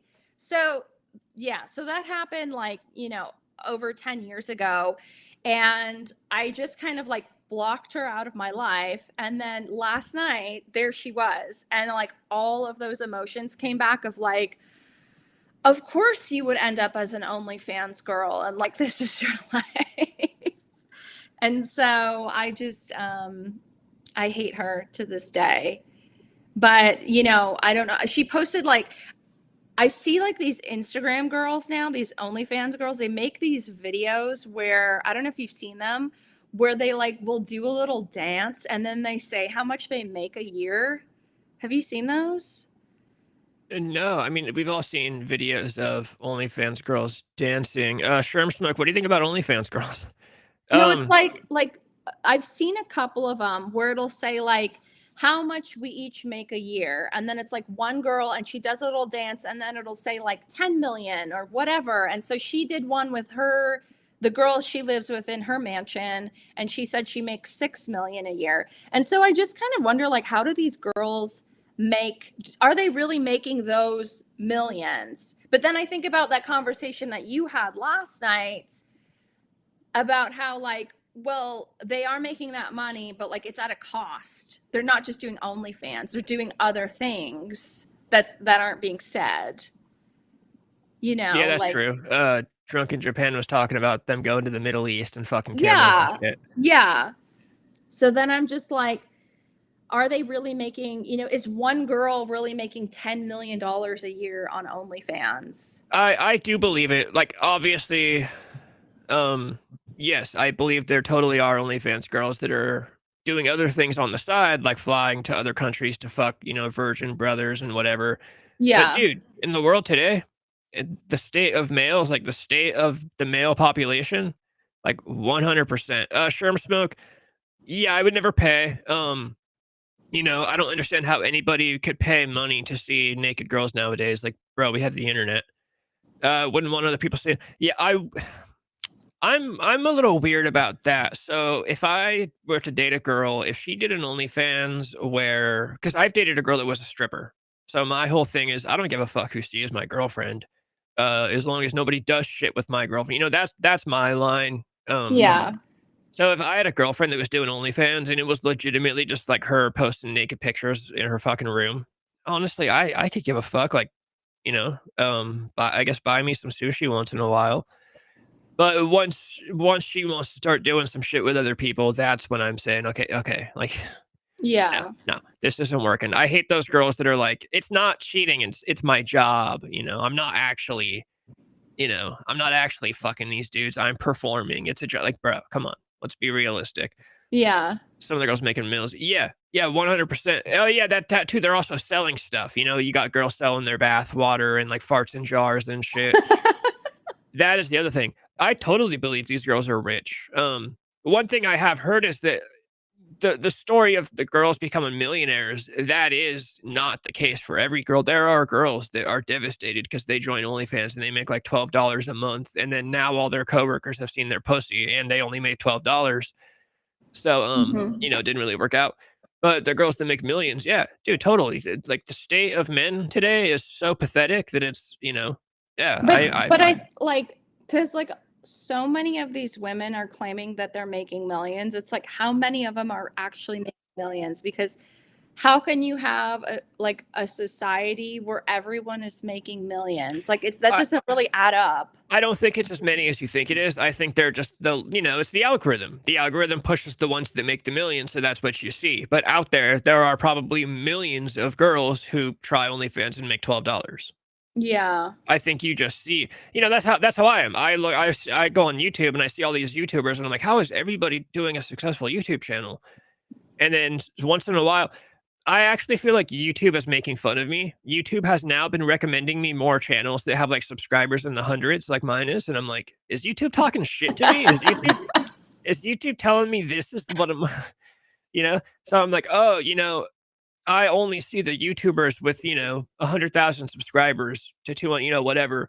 Yeah. That's just because that's what the algorithm shows me. I don't see all the people that are doing YouTube that have, like what do I have, like 400 something, and it's probably half people from India. Yeah. Um, Yeah. so yeah, I think it's just, the algorithm only shows you the girls that are making millions. And, there are a lot of girls, as far as if you want to in the grand scheme, yeah. Especially compared to throughout history where OnlyFans never existed. Yeah, I'm sure there are a lot of girls making millions on OnlyFans. Um, but I I don't just think it's wonder, like, as a society, like, where will this go? Because if you have a society with nowhere good. all, yeah, no, we're good. Because if you have a society where, like, all of these women are doing OnlyFans and like younger girls only aspire to that, then you really have a whole generation of people that essentially have no skill set. And then what is going to happen to all these OnlyFans women, in the next 20 years when they age? Because that's not sustainable, unless they set themselves up to like have so much money for retirement. That's a big topic that on those red pill dating podcasts, there's this one guy that all the girls hate because he's the guy. His name's like I think it's Andrew Wilson. He's got like he's got a beard. He's just a very average looking, like I think he's probably in his 40s, dude. And he is the guy that comes out and he is like, these girls are whores and OnlyFans is bad. And he's very, red pill. And he talks about, he's like, yeah, you have these girls that basically live life on easy mode. They turn 18, they make an OnlyFans, they make a shit ton of money. But then one day they turn 30 and shit starts sagging a little bit and things, Yeah. they start putting on some weight and it's kind of hard to lose that weight. Whereas, in your 20s, you can fucking eat Doritos all day and still be hot as fuck. Mm-hmm. And yeah, he said that's a big thing that's happening. And now you have no skills because you've not been doing anything other than getting fucked on camera for 10 years. And um, what's funny is that I think money, like maintaining money, is probably that's got to be the easiest shit. I think me and Protomax were just talking about this, dude. If I made $1 million tomorrow, the first thing I'd do is I'd go like hire a Jewish motherfucker and say, hey, invest my money into things that will make sure I never go broke. Yeah. But also today, you've got these people that all they want to do is flex. All they want to do is buy fucking cars. Dude, if I Yeah. made $1 million tomorrow, I would buy like 10 movies from the 1970s on DVD. Like, I'm not buying a 'Cause fucking Ferrari. Like, I don't need a Lamborghini. Like, that's one of the problems is that these people make millions of dollars. In 20 years, they'll be broke because they want to fucking buy Okay, well, okay, so mansions. what's interesting is like because what's popular now is to have these like influencer houses where it'll be like 4 or 5 girls and say they'll rent or buy like a multi-million dollar mansion and they make all their content in there. So it's like, okay, say each girl is making anywhere from 5 to 10 million per year. But I mean, if they're living in $100 million home, how much do you think that they're paying for rent? They're probably each chipping out like 2 million in rent. I would think so. Yeah. So, it's just like how much money do they really have? Because yeah, then they also have to like have the designer clothes because everything that they're, doing is on the internet. But then I also want to comment on Protomax's comment of like, yeah, like when they decide not to do this, like what guys are going to want to marry them? They've spent Yeah. their whole lives getting fucked. That's when you get those clips, those viral clips from the dating podcast where girls will say, yeah, I do OnlyFans and it's hard to find a boyfriend because so many guys are insecure. It's like, no, dude, you fuck 7 guys a week. That's not insecurity. That's not insecure because I don't wanna date you. That's because I don't wanna date a girl that gets fucked by 7 guys. That's so they make these, it's all cope, you listen to the way these girls talk and they say, "Oh, I'm a performer." I do performing, I go to a shoot. Yeah. No, you're a porn star, you get fucked. Like, I'm not saying anything bad about it, well, I am, but I'm not talking shit to them, but I'm just saying, let's call it how it is. You get dick down on camera. You're not a performer. Um, you know what? I would say there's a little bit just because I'm an artsy fartsy guy. I will say there is an art to porn. I noticed this back when I did watch porn. You can tell when I was in like middle school and high school when I watched like Layla Starr videos on Pornhub, and then fast forward to later on in my life and you watching like Riley Reid and Adriana Chechik. It's very different. You can tell the styles of, oh, that's how it was done back then. Same thing with watching in the 70s, watching like Deep Throat. There was an art to it. There is an art to it. And sure, I'm kind of going back on what I said now. You could say they're performing because maybe they don't enjoy it, but they have to act like they enjoy it on camera. But realistically, let's just call it what it is. You're getting dick down. You're just fucking. Yeah. You're not putting in work. You know, maybe you're sore. Sure, maybe you wake up sore the next day, but let's not act like you went out and built a skyscraper like dirty white boys doing every day. You're not doing iron work. You're getting dick down. And so all these girls are, to cope. Oh, I can't find a boyfriend because boys are so insecure. No, dude, it's not insecurity. It's because no guy wants that shit, you know? Yeah. And yeah, that's what's gonna happen. Like Potomac said, you get all these girls too, they don't want to marry regular dudes. They want to marry these fucking multimillionaires. Well, there's not a lot of multimillionaires in the world to me, And the multimillionaires don't want to date you. They want girls that haven't been dicked down 7 times a week. Yeah, hell yeah, Debbie Does Dallas. Debbie Does Dallas. Yeah, that's two different, there's two different art styles. Debbie Does Dallas versus Gok Gok, which is like modern day type stuff. It's But like when we were kids, I have no like I have no remembrance of girls saying, "Well, when I grow up, I want to be like a hooker," or essentially like that. Like every girl that I knew like had like a realistic job in mind. Now it's like these girls today are like, "I want to do OnlyFans." well, That's crazy. I've pointed this out. We've kind of made rock stars out of these girls. You know how many times I'm Yeah. scrolling through Instagram and I see Riley Reid on a podcast. Why is Riley Reid? Who cares what Riley Reid has to say? What is she doing on a podcast? And it's got like 1 million views. What is Lana Rhodes doing on a pod? Like, you know, I don't know. Like, why? I don't know. We treat these girls like they're rock stars. I'm guilty of it. I'm the guy that's like, I want to bring on whores onto my show and talk. I want to interview whores. I would like to do it from kind of like a psychological, like I said, I want to ask uh Alex Cole if she likes the Beatles. Like that's I'm kind of joking with it like I do about everything. Kind of, oh, it's interesting, like psychology. Let's talk about how you're just like a regular person.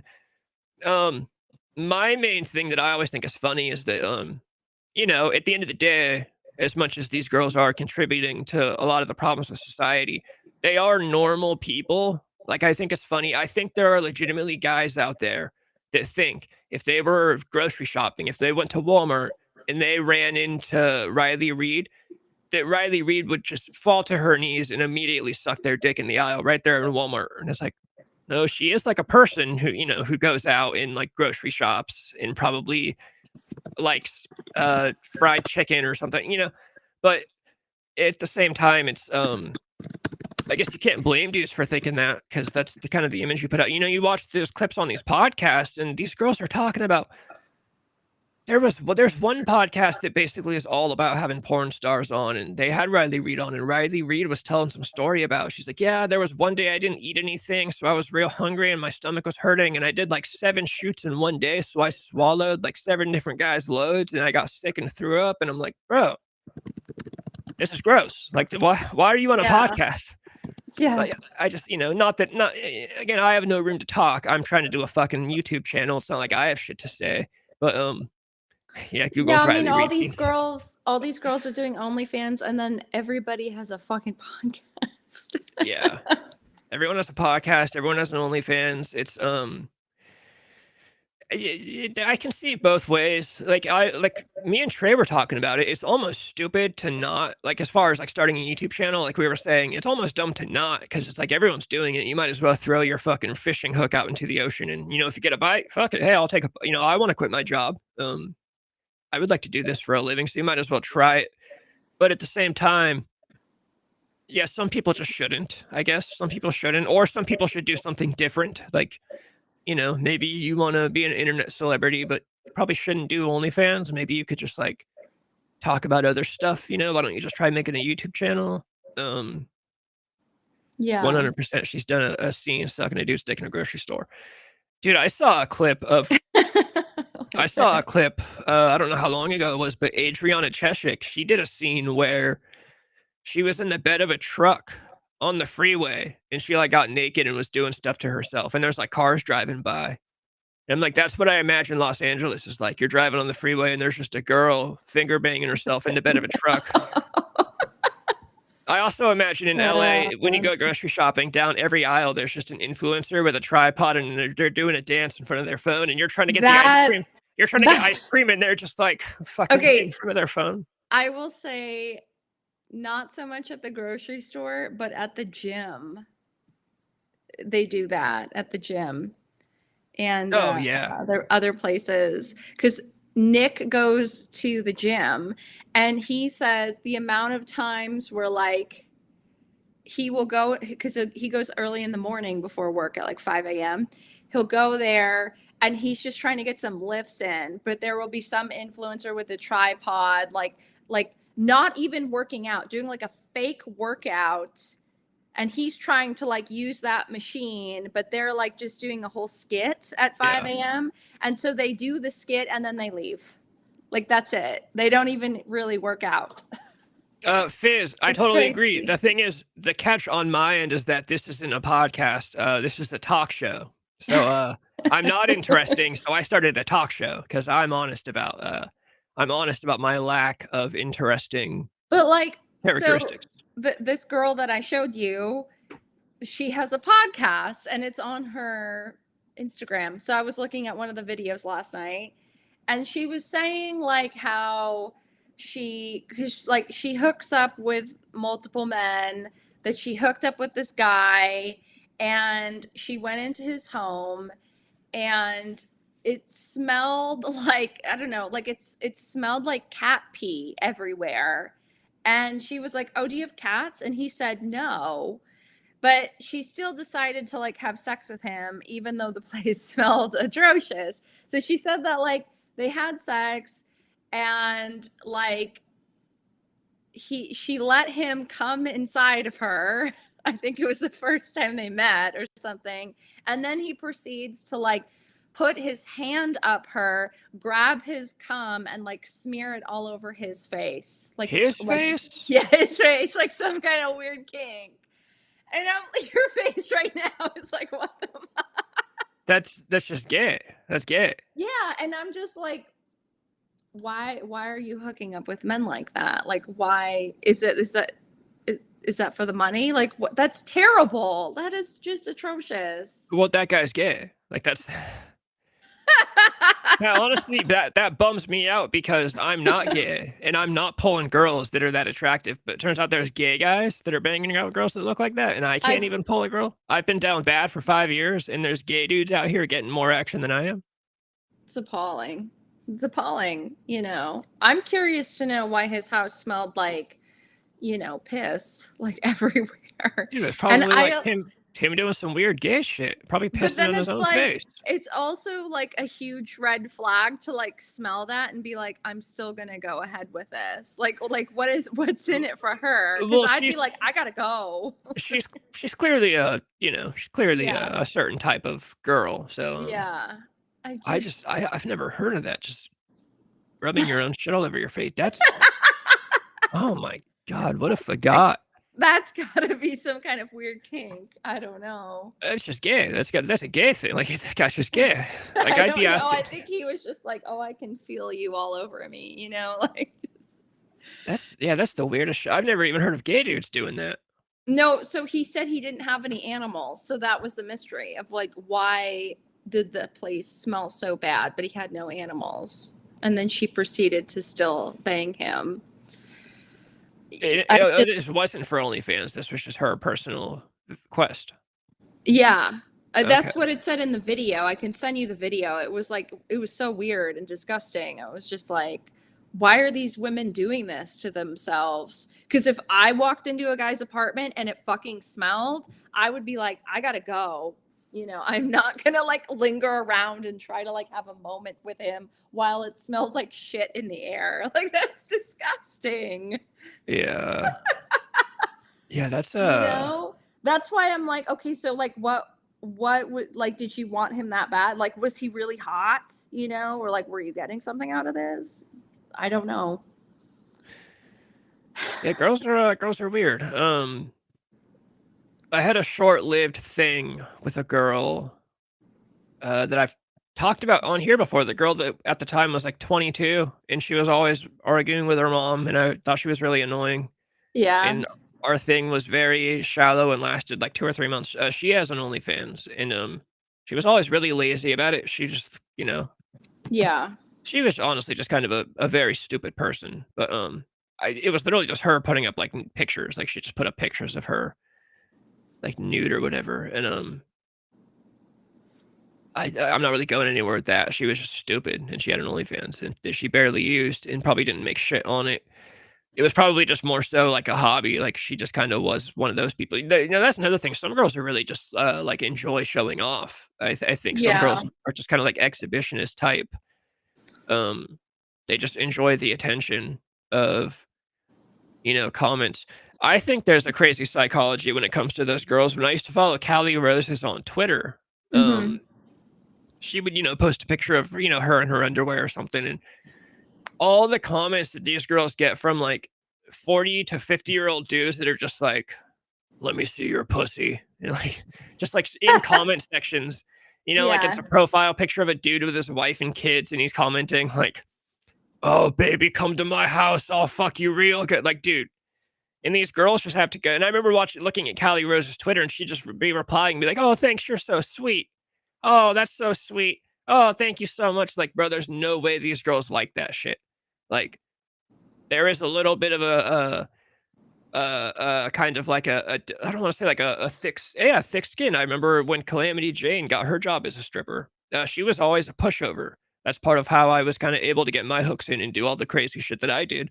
But she was a pushover, very thin skinned, and just kind of let people, do things. And I remember like a couple months into her job as being a stripper, I like watched this in real time. She kind of became like a very thick skinned, she started cussing people out and, like handling shit when it needed to be handled. And I was like, oh, if anything good has come out of this job, it's you like are now standing up for yourself like entirely. Like no one says shit to you anymore. Yeah. No, this like calling themselves baddies with fake no, I totally agree. Yeah. Yeah, no, I don't think like these, these women are considered baddies by like degrading themselves. It's just like it's sad. It's coping. They know they're not. It's cope. They just, And they it's know. like, yeah, yes, they look really beautiful, but at this point, it's like everybody looks the same. Like there's no variation anymore. Everybody has the same high cheekbones and the same crystal clear skin, and it's like everybody looks like Kim Kardashian now, and it's boring.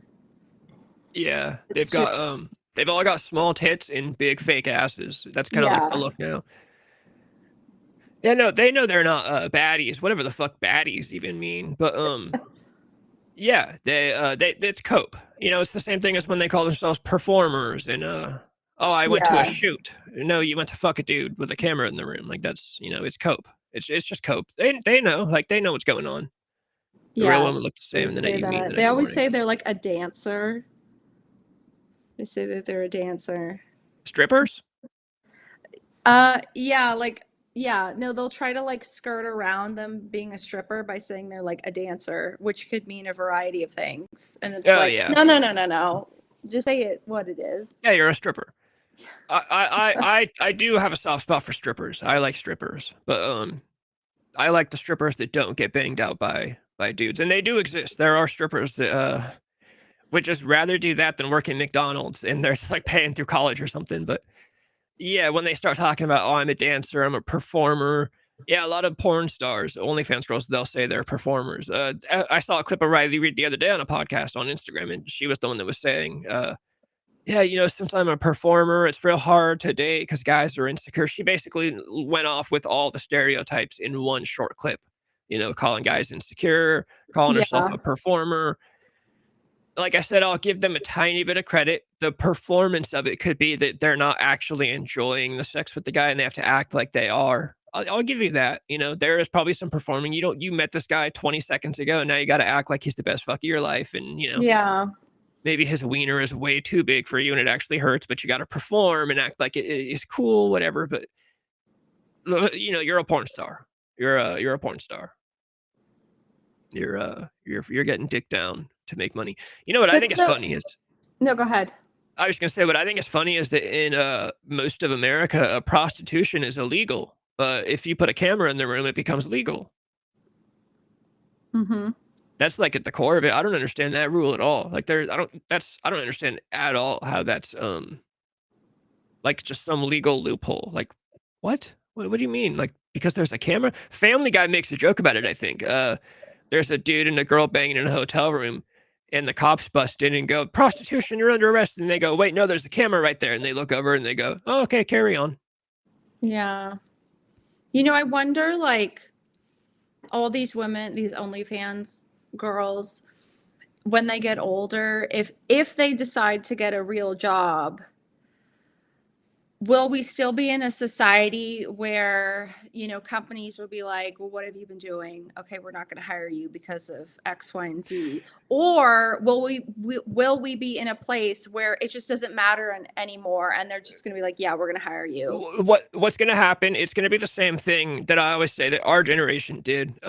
Not me personally, but you're part of it. Remember when we were kids, everybody said, "Don't get tattoos because you will never get a job." Well, so many millennials got tattooed that all the jobs had to say, they all have tattoos. We just need to start Yeah. hiring them. That's what's going to happen. All the girls will have done OnlyFans. So they have to hire them because the hiring pool now consists of all. It's kind of what I'm thinking about how I'm doing this YouTube channel. Back in the days, people would say, don't get on YouTube and talk about doing drugs and banging girls because a job will find it and will hire you. Well, Hmm. now everybody is on the internet talking about doing drugs and banging girls. So I'm not worried about it if my job were to find my channel or the next, whatever, dude. I'm doing stupid, funny shit. Isn't there already a documentary called like After Porn? I feel like that's a thing. There's been a bunch of. The only one I ever really watched was Hot Girls Wanted. Do you remember that one? It was on Netflix. Yeah, I think I might have seen it a long time ago. That one was really sad. There was like they got the parents in, and the mom was like crying, and the Yeah, daughter the daughter was explaining to the mom that the mom was like, "You're letting guys bust inside you," and the daughter was like, "It's okay, they do it a certain way," and the mom started crying, and I'm like, what "Oh is my what does god." that mean a certain way? She was trying to say that there's a certain way they do it, like you don't push in all the way, like you don't bury them in there, but it's like, Oh my so god, it's like, that is dude, like, again, more cope. It's all cope. All these girls, they're coping. They know what they're doing, and it's all cope. It's oh, we got Drunk in Japan showing up. Had my first real podcast. Now I'm drowning in tattoos and hoes. Thanks to you, Beckett, aka yeah, that's right, that's right, that's right, dude. Drunk in Japan. What's up, man? Well, it's funny you were back to talking about OnlyFans girls. We are right here in the same place, same time, talking about OnlyFans girls. Faye's got my back blown out by 3,700 men and decided to get a desk job. And they're going to have to. They're all going to turn 40. Like, that's the thing. And, they're yeah. like I said, they're not investing their money. They're buying cars and living in bop houses that they're paying $1 million a month in rent for. Well, it seems like a lot of them that they date those like big macho guys that are like very verbally abusive and like hit them and stuff like that. The best types of guys. I feel like they might end up in those kind of relationships, which is very sad. Yeah, with guys that treat them like shit. Yeah. Yeah, because those are the guys that aren't too insecure to date OnlyFans girls. Or I guess, like I said, I can't just say OnlyFans girls because I'd be fine with a girl if she was just selling nude pictures. But porn stars, once it gets into doing stuff with other people, that's where my issue. And I understand that I am probably a very small population of that. Like I said, the stripper thing didn't really bother me. I don't care if people see my girlfriend's tits. I had a buddy that we used to this gets pretty deep. No names. I'll be very vague. I had a buddy that we used to get videos of our girlfriends doing things to Mhm. us and like send them to each other. Very hooligan, bro, check this out. Bro, check this out. And then one day I told my girlfriend found out. I just told her, she was like, "What the fuck?" And I'm like, and she got over it. She wasn't too mad about it. That was kind of some of the level of my debauchery back then was trading blowjob videos with my buddy. But Do you and the think whole time go ahead. I was just gonna say I didn't care. People might say, you don't care that your buddy was seeing your girlfriend's tits or whatever. I don't care. He's not fucking her. If my buddy now comes over and fucks my girlfriend, then yes, I have a problem with it. But I don't care. Like I'll send my girlfriend's tits to my friends. Like dude, check these out. This is what I'm doing. Oh, I like this comment, the Christian comment. I do think that's funny when they do that. Oh yeah, that Nala girl's doing it right now. There's a girl I follow on the disco page who's an OnlyFans girl, and her bio says God first, and then it's all of her OnlyFans stuff. But then it's like, I mean, I guess we're kind of like already there, but I can see in the future it'll be more so like this whole thing with OnlyFans and like there's so much influence of that in the world. It's just like that just leads more into the realm of like where we're headed with like the film Idiocracy, because it's like everything is just revolved around sex. So then it's like sex is just purely like transactional. And so like people will just see it as that and like nothing more. And then it doesn't like become like this, this thing that could be like loving and fun with like a partner, then it's just So there was a post I saw on Facebook recently that said something along the lines of sex is the closest you ever get to seeing somebody's soul, and we've basically turned it into a hobby. And then yeah. there were comments and they were saying, no, it's worse now. Girls have turned it into a business. It's not, it's worse than that. They've turned it into Mhm. transactions. So everything I say is like contradictory. I totally get that because now after talking about trading blowjob videos with my buddy, I'm gonna get into like my body count is not I don't want to say that I seem like I'm a dude with a high body count. I'm not saying that at all. I've dated girls that when they learn this information, they're like, "Oh, that's surprising. I would have assumed, just the way you carry yourself and wear makeup and play guitar in fucking rock bands. You probably have some." No, I think mine is fairly modest, and I actually pretty much have most of my life kind of for most of my life, I've not been the type like I don't just meet a girl and like I'm not trying to hook up constant. I was always a cheese ball. So my goal was like I want to kiss this girl and hold her hand and listen to music with her and walk around town at 2 in the morning and drink vodka out of a water bottle and talk about our parents and music. And that was always my thing. And Mhm. then if I liked her, then yes, I would want to get into some more things. As I got older, I got a little bit more into yeah, I'll take what I can get, whatever. That's just because I got older and more cynical and kind of depressed. But when I was younger, I was actually really more so about like I'd rather fucking hold this girl's hand and like meet her mom and stuff. I'm not just trying to I don't just want to like fuck girls just because. So I was always like an oddball in that case that it wasn't like my actual goal to like just like trade body counts and shit. Your body count is 6. No, that is incorrect. I will not divulge, but that I will give you when it's wrong. I'll say it's wrong. Rosie Palmer. Who the fuck is Rosie Palmer though? Starbucks hand jobs. Never gotten a Starbucks hand job. I don't think I'm trying to think of a weird place. I But mean, yeah, go. No, I was gonna say, go ahead. I was gonna comment as like I was gonna comment on sex like in society. Yeah. And it's just I'm tired of how like music today, like all the pop and pop and rap music is all based around sex. It's like you turn on the radio or you go into a store and they're playing, you know, what's popular, and everything is just like about like somebody shaking ass and like sex, and it's like this is so fucking boring. You know, it's like Yeah. we used to hear like Led Zeppelin, who wrote like a fucking ballad about like some kind of lore. And now it's just like, it's all stupid. Like No, it's everything is WAP. so fucking stupid. Yeah, it's WAP. It's just So it's Cardi just like, B. where is this all gonna go? And I just see the movie Idiocracy. Like we're just sitting in our rooms, never leaving, just like using AI goggles, and like just people are jacking off all day, and Yeah, it is that's it, and not thinking. it is it's what was I gonna say? It is boring now. Like it's I always say that back in the day we had Marilyn Manson and that was very edgy and kind of, rebellious.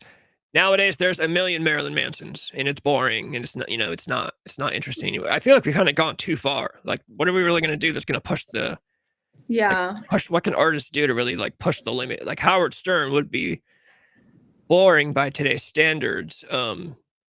I guess I don't know, because then you do have that part of the population that is like offended by everything. But those are the people that are down with all the weird sex stuff. That's the weird thing about it is that it's the people that would cancel Howard Stern are the people that are talking about doing weird sex stuff all the time. Yeah, I do think body counts generally don't need to be doesn't really need to be discussed. It's not a Have thing you to do. ever met anyone that like that suffers from nymphomania? No, not that I think, but been with I've been with a girl that had issues with her father as a younger child, if you can get what I'm getting at. Okay. And I don't think she was a nymphomaniac, but she certainly was a person who had become somebody who saw all of her value was like sexual. You know how it seems like people that are abused, they take one of two roads. They either go down the road where they try to make themselves as ugly. Amanda Bynes is what I think of, trying to make themselves as Yeah. undesirable as possible. I'm not fucking anybody. I'm not doing this. And then there are the girls that go down the other road where they put all of their worth into what they can do sexually, so no, I don't think any nymphos, but I have been with girls that I think put all of their value and self-worth into what they can do to please guys, basically.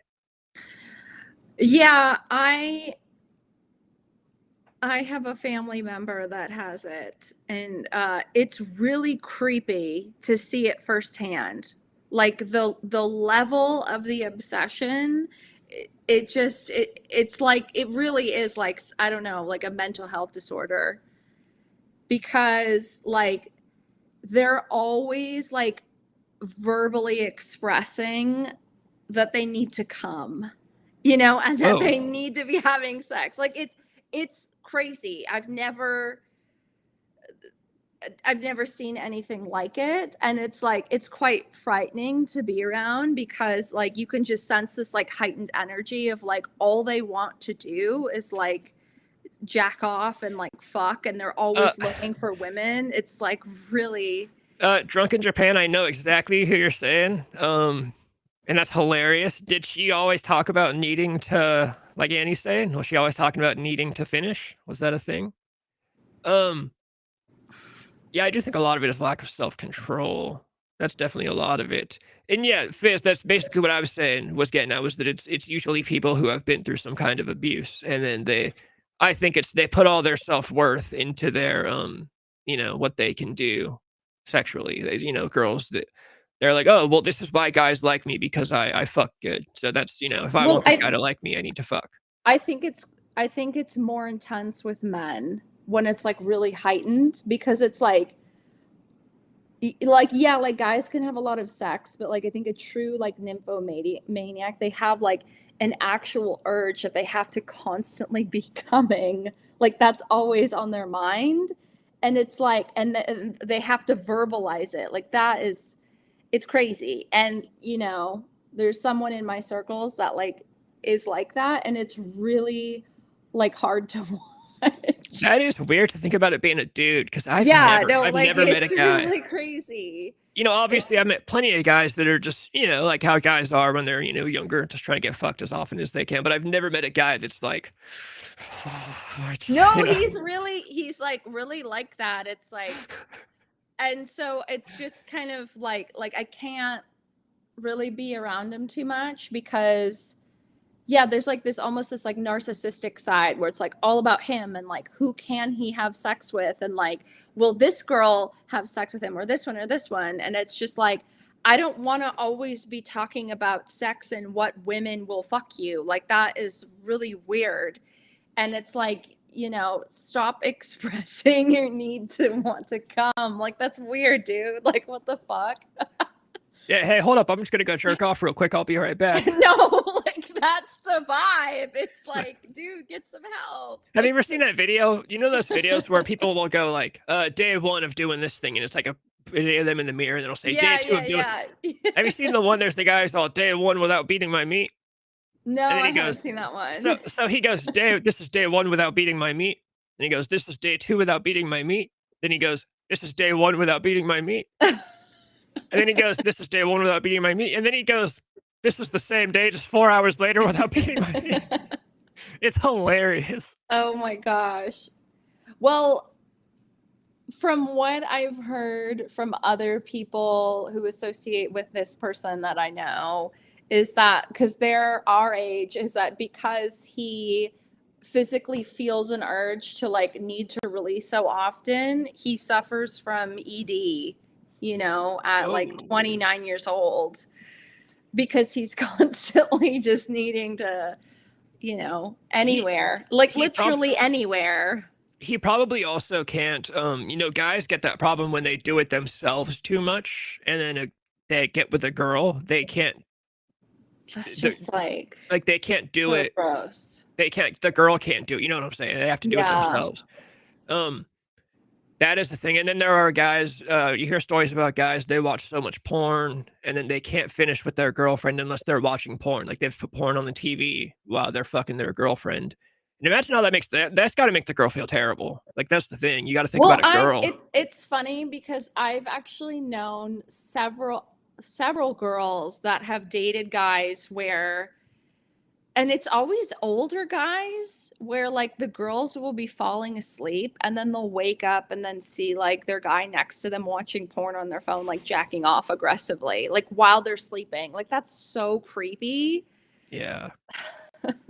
They're like, "Bro, I'm right here." Like, Yeah, wow, but their like libido was it's like high. there's a time and place. Like that's so weird. Drunk in Japan, do you think are you saying you think it was any higher than the usual youngster? Because I think everyone's, I would say mine was Yeah, like but I said, like there's a difference between having like a high libido and like the difference of like I would say if you're in a public space and you need to express to the people around you, whether it's like family or friends, that you are hard and you need to come, like you don't, like that's a mental health problem. Like you don't say that. You don't say that out loud. Like you wouldn't be with like your sister and you're just like at Disneyland looking at Goofy and you're like, I'm fucking hard right now. Like that's weird. Don't say that, Like that's like uh, that there's something going on. Fizz coming in here with a good point. What if she's just a terrible lay? What if she's just bad at her job? I don't Um, know. no, I think he's joking. He's got the tongue out face here. I was a chronic masturbator from like 10 to 18. Okay, but even then, I'm trying to give you some more credit. Like, right? Like, you weren't just like telling the people around you and then excusing yourself to the bathroom. Like, you weren't at a party or like in a garage, drinking 40s with some buddies, and you're like, hold on, I got to go let one out real quick. And then, Well, that's what this person does. yeah, that's what I'm So, saying. it's like you don't do that. Pussy You was too know. small. That is a thing. That is a thing. It's funny. People always joke about, well, that But shit was, but loose. like that also kind of like if you're doing that kind of stuff, that also means that you probably have some kind of like an OCD narcissistic personality disorder. because I would see that like the nymphomania tying in with, yeah, like an OCD. Like you're obsessing and you like have to do this one thing or else you can't think about anything else. Yeah. Which Uh, is just like, I oh think a lot of God. nymphomaniacs should just try drugs. Just do drugs. That's what I think about a lot of stuff. People that do weird stuff, it's just like, bro, just go try heroin, you know? Yeah. Knock yourself out literally, and then you you won't even have the energy to do that shit. I mean, what would you do if like you were with your friends and like one of them just like verbally expressed, like you're at dinner with your friends and one of them said, listen, I need to go to the bathroom right now to like. It would depend, if it was like a one-time thing he was joking and but if this became an issue, I'd be like, okay, buddy, listen, you said this, I'd call my buddy out. Like we're not friends anymore. Like this is weird. Wasn't that bad, but I mean, we're going back to back with homies, 10-year-old back to back, beating off to this one porno our friends found. With your buddies? Okay, so I got a funny story. The closest thing that I ever was to around people doing that shit was that's crazy. One time I was at old friend of mine. It was like his 13. It might have been his like 14th or 15th. I was a little younger than everyone. I was probably like 13 or 14. So I don't know if this was his 14th or 15th birthday party, but it was all of us, a bunch of dudes, And this will tell you how old I am. We stayed up until midnight to watch the censored Girls Gone Wild infomercials. And one of the kids fell asleep. Uh, his name was Jeff. That's all I'll give you guys. This kid's name was Jeff. Jeff fell asleep first. So we all devised this plan. Like I said, I was the youngest one. So I just kind of watched and was like, what the fuck is going on?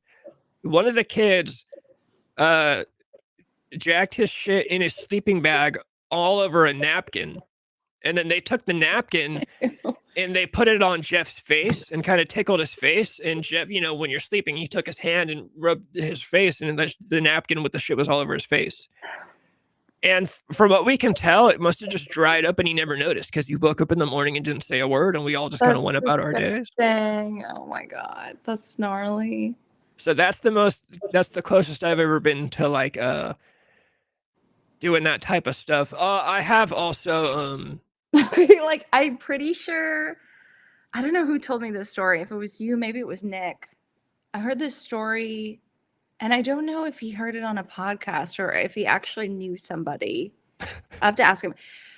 Anyways, I heard this story about this guy, this kid, and like he had, when he was like a kid, he like discovered like jacking off at like, I don't know how old he was. But anyways, he was probably like 10 or 11. And then he, in his bedroom, he had carpet and he like would jack off into like the same corner of the room on the carpet. And then eventually it just kind of like crushed. for years, there was like this giant, I don't know what it was, what accumulates there, like in the carpet. And then eventually I think like his mom was like, what is this? And it had been going on for like 5 years. Like he just thought like, I'm going to create like this corner of carpet as like his jack off pile. And he thought it was funny.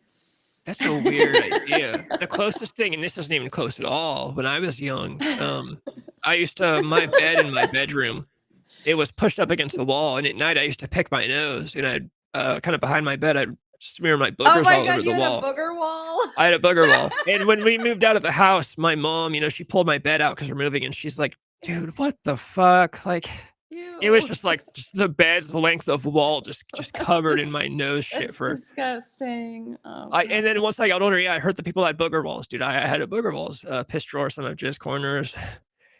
Yeah, the jizz corner, that's crazy. Like you don't even think like, dude, at least get a sock or like just no, it was like he had like old shag carpet in the room, and so he like, but also like I just think it's kind of funny that you would like either get on your knees or like stand in the corner of the room, like facing the wall. Like the Blair Witch Project.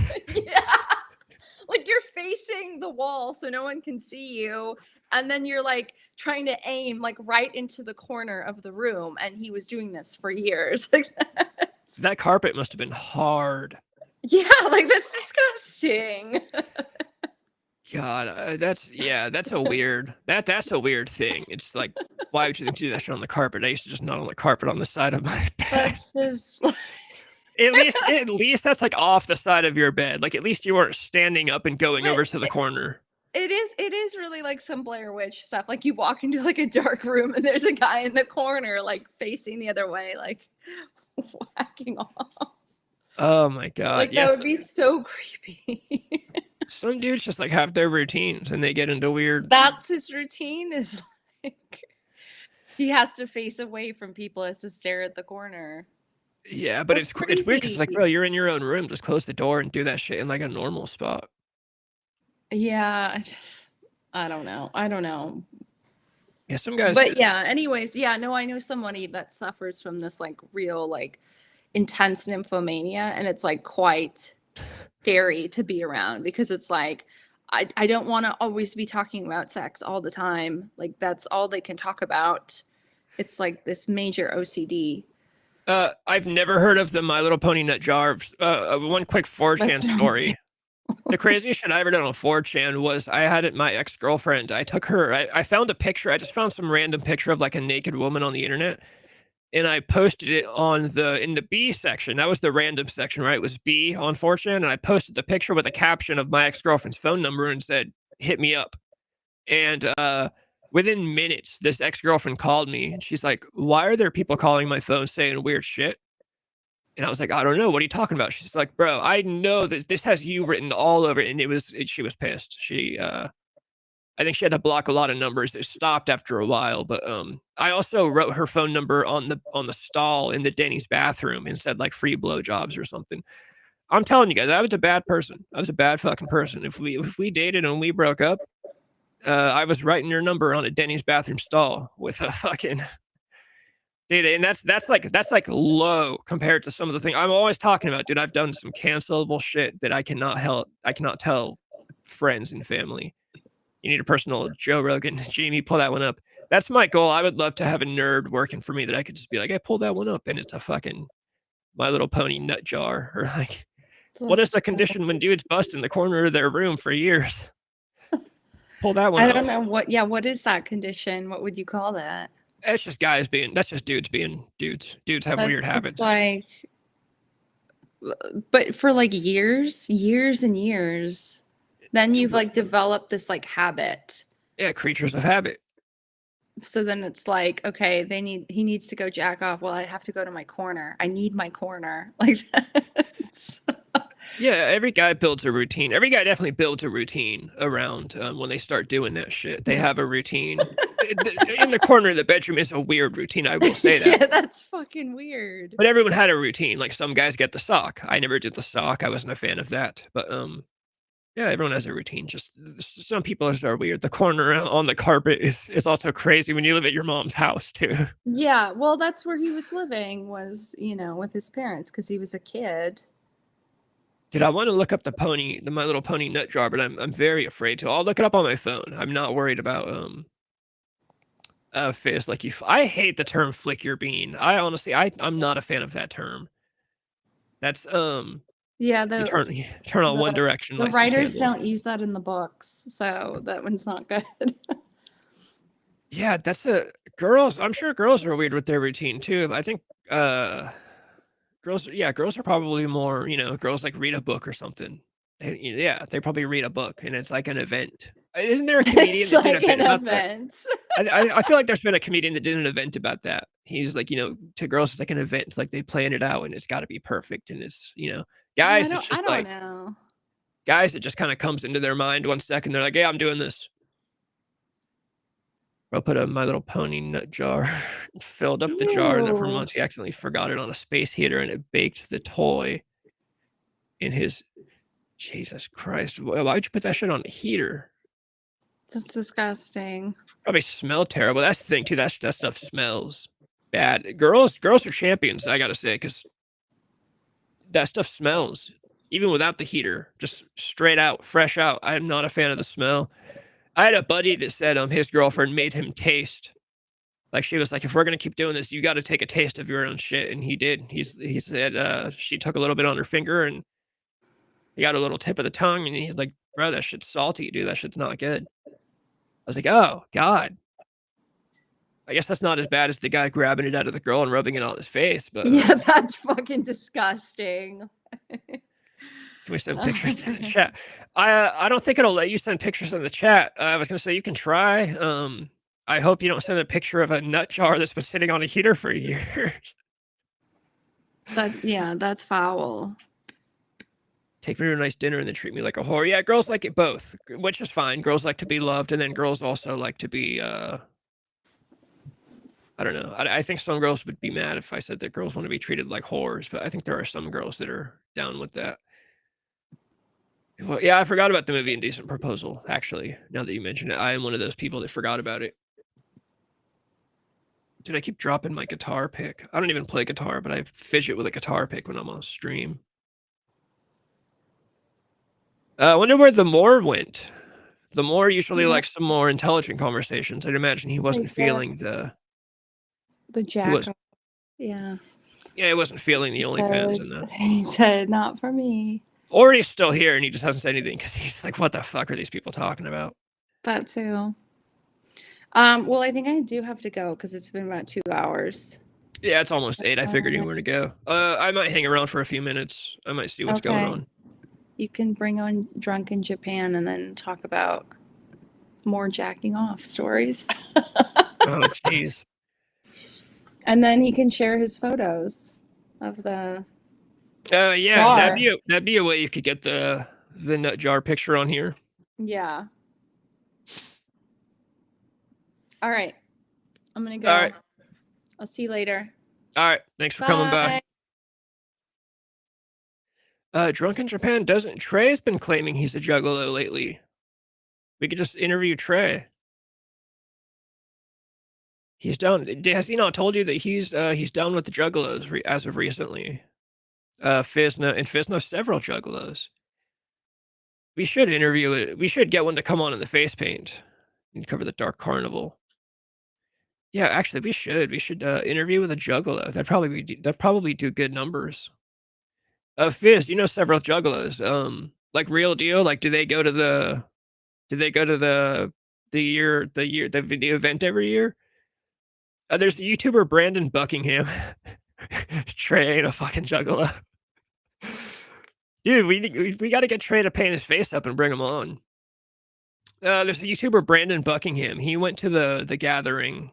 I forget what it's called, but they do that, you know, that yearly gathering. He went there. I think he's been there twice. He's done some videos on it. However, it'd be awesome to go boots on the ground at the Dark Carnival for real. Dude, I'd be down. I want to do boots on the ground videos. I'm always talking about that. I have a GoPro and I have one of those, like I could interview people with the microphone, you know, the Rode microphone, you know, like the game show host microphone. I got that. I got a rig. It's, you know, it's a GoPro, so it's not the greatest, but it works. I need people, especially before I get too old to do the shit that I want to do. Like I've talked about my idea on here before. I want to go to like Davis and roam around the college, and I want to try to use Ted Bundy pickup methods on girls and see if I can get phone numbers by doing the Ted Bundy thing. You know, get a fake cast on the arm and like ask a girl to help me carry my bag back to my car and then ask for her phone number instead of, you know, driving her out to the back roads and killing her and shit. I would just get her number. That'd be one of those deals where I'd have to get a guy hiding in a bush or something with the camera. So it might be a little hard with the GoPro because I'd probably want a camera that I could zoom in with. But yeah, boots on the ground at the Dark Carnival would be awesome. We'd just go around and interview people. Like I said, I know Brandon Buckingham has done that at least once or twice, and those videos were always awesome. Fucking Ohio. That is my birthday month. If there was gonna be a time I'd fly out to Ohio, it would be in August.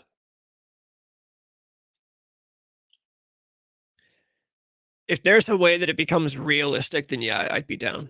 I'm totally down, actually. We just have to make videos. 'Cause I definitely need to start, making videos. It's just some real coverage. You can film my 2000 VHS Sony camera. Oh, that'd be badass, actually. We could do, like, old school looking stuff. What about the audio, though? Because you probably can't plug in a microphone to it, huh?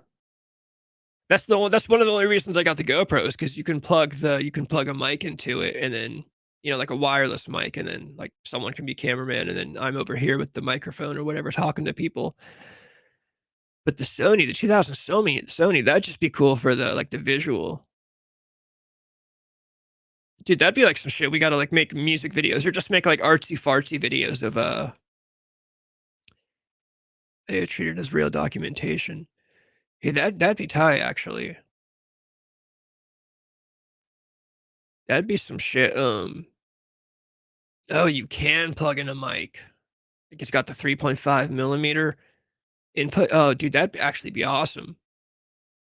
And that would just look cool. Like, I always wanted to do that cheap, like, street interviews where you just walk around, like, Davis or Sacramento and just go up and just talk to people about stuff. And, doing it on a VHS cam, that would actually be awesome. I always had this idea. I've got a stack of Polaroids of naked pictures of an ex-girlfriend, and I always wanted to go out in public and try selling them to people on camera and see if they get offended, like, see if they get mad at me. I always thought that would be funny. It'd be kind of a twist if one of them said yes. I'd be like, actually, never mind. I don't want to sell you this, but and mostly just want to get people mad about stuff. Dress up as Rob Zombie with a cowboy hat. I have it's not a cowboy hat, but it's like the hat that one of the guys in Easy Riders wears. It's a hat that people would make fun of me for wearing, but it looks cool. And it's, one of those got the brim going all the way around it. I think it's like a bush hat or something. Is what it's called.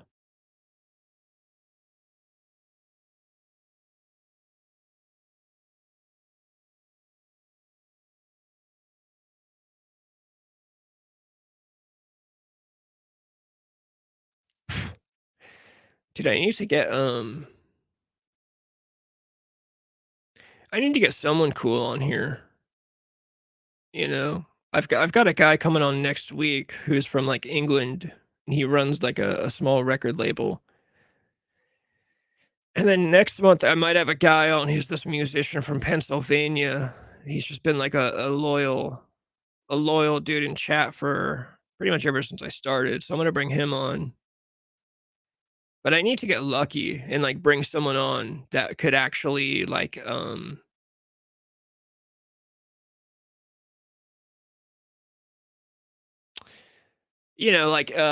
that has clout. Like, that's the problem is that when I reach out to people to message them, they don't open that shit. My Instagram's got, like, 600 followers on it. I just need to get lucky and, like, find a dude that has, like, a bunch of subscribers on YouTube. Somebody that once I interview them, they'll post the interview and people will see it and then come check out the interview. I guess that's part of why I need to, like, get out and about.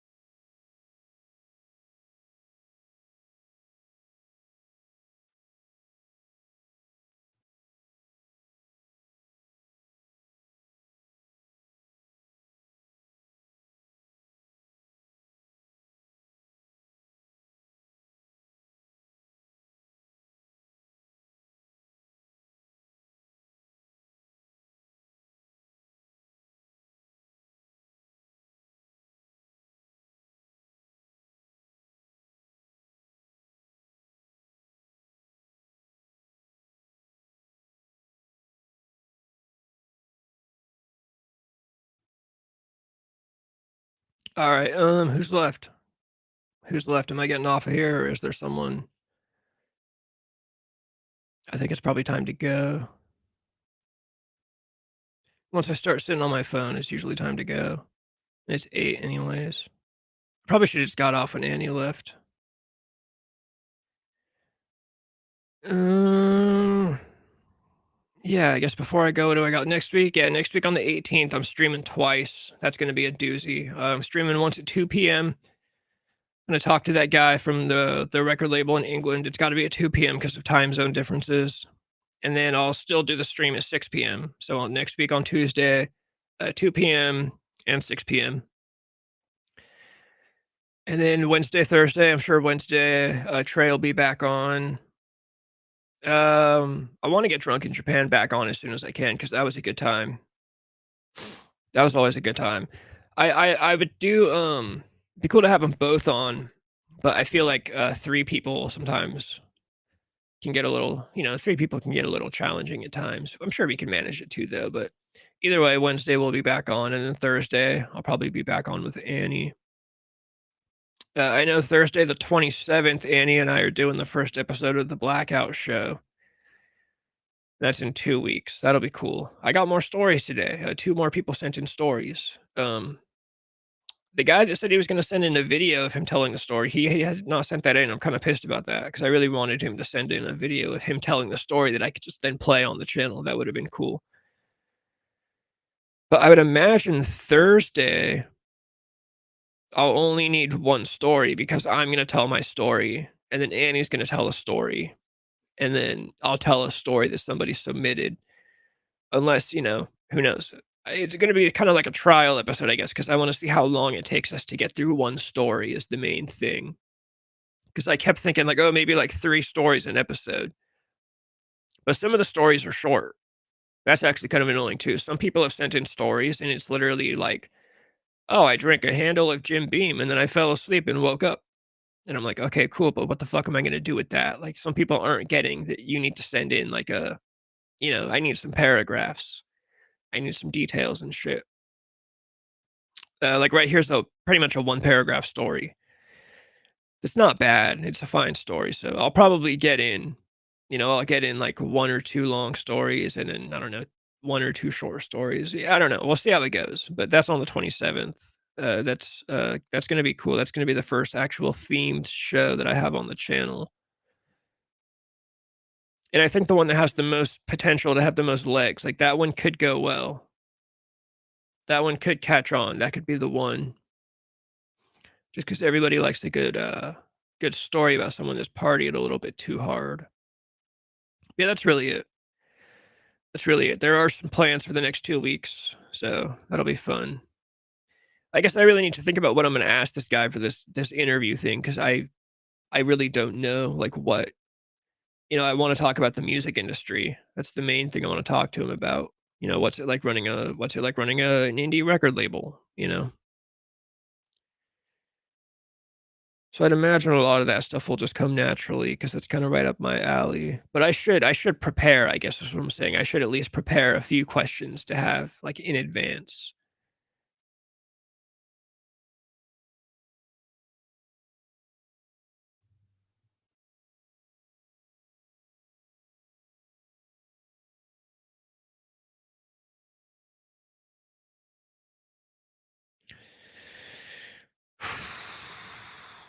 But alright, other than that,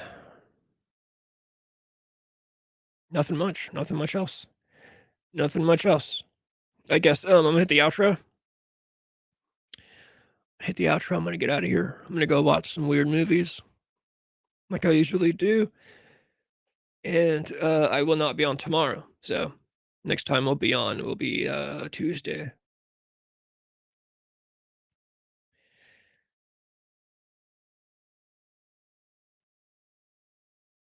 And we're all here today to groove and have a beautiful time together, and that it's only the beginning.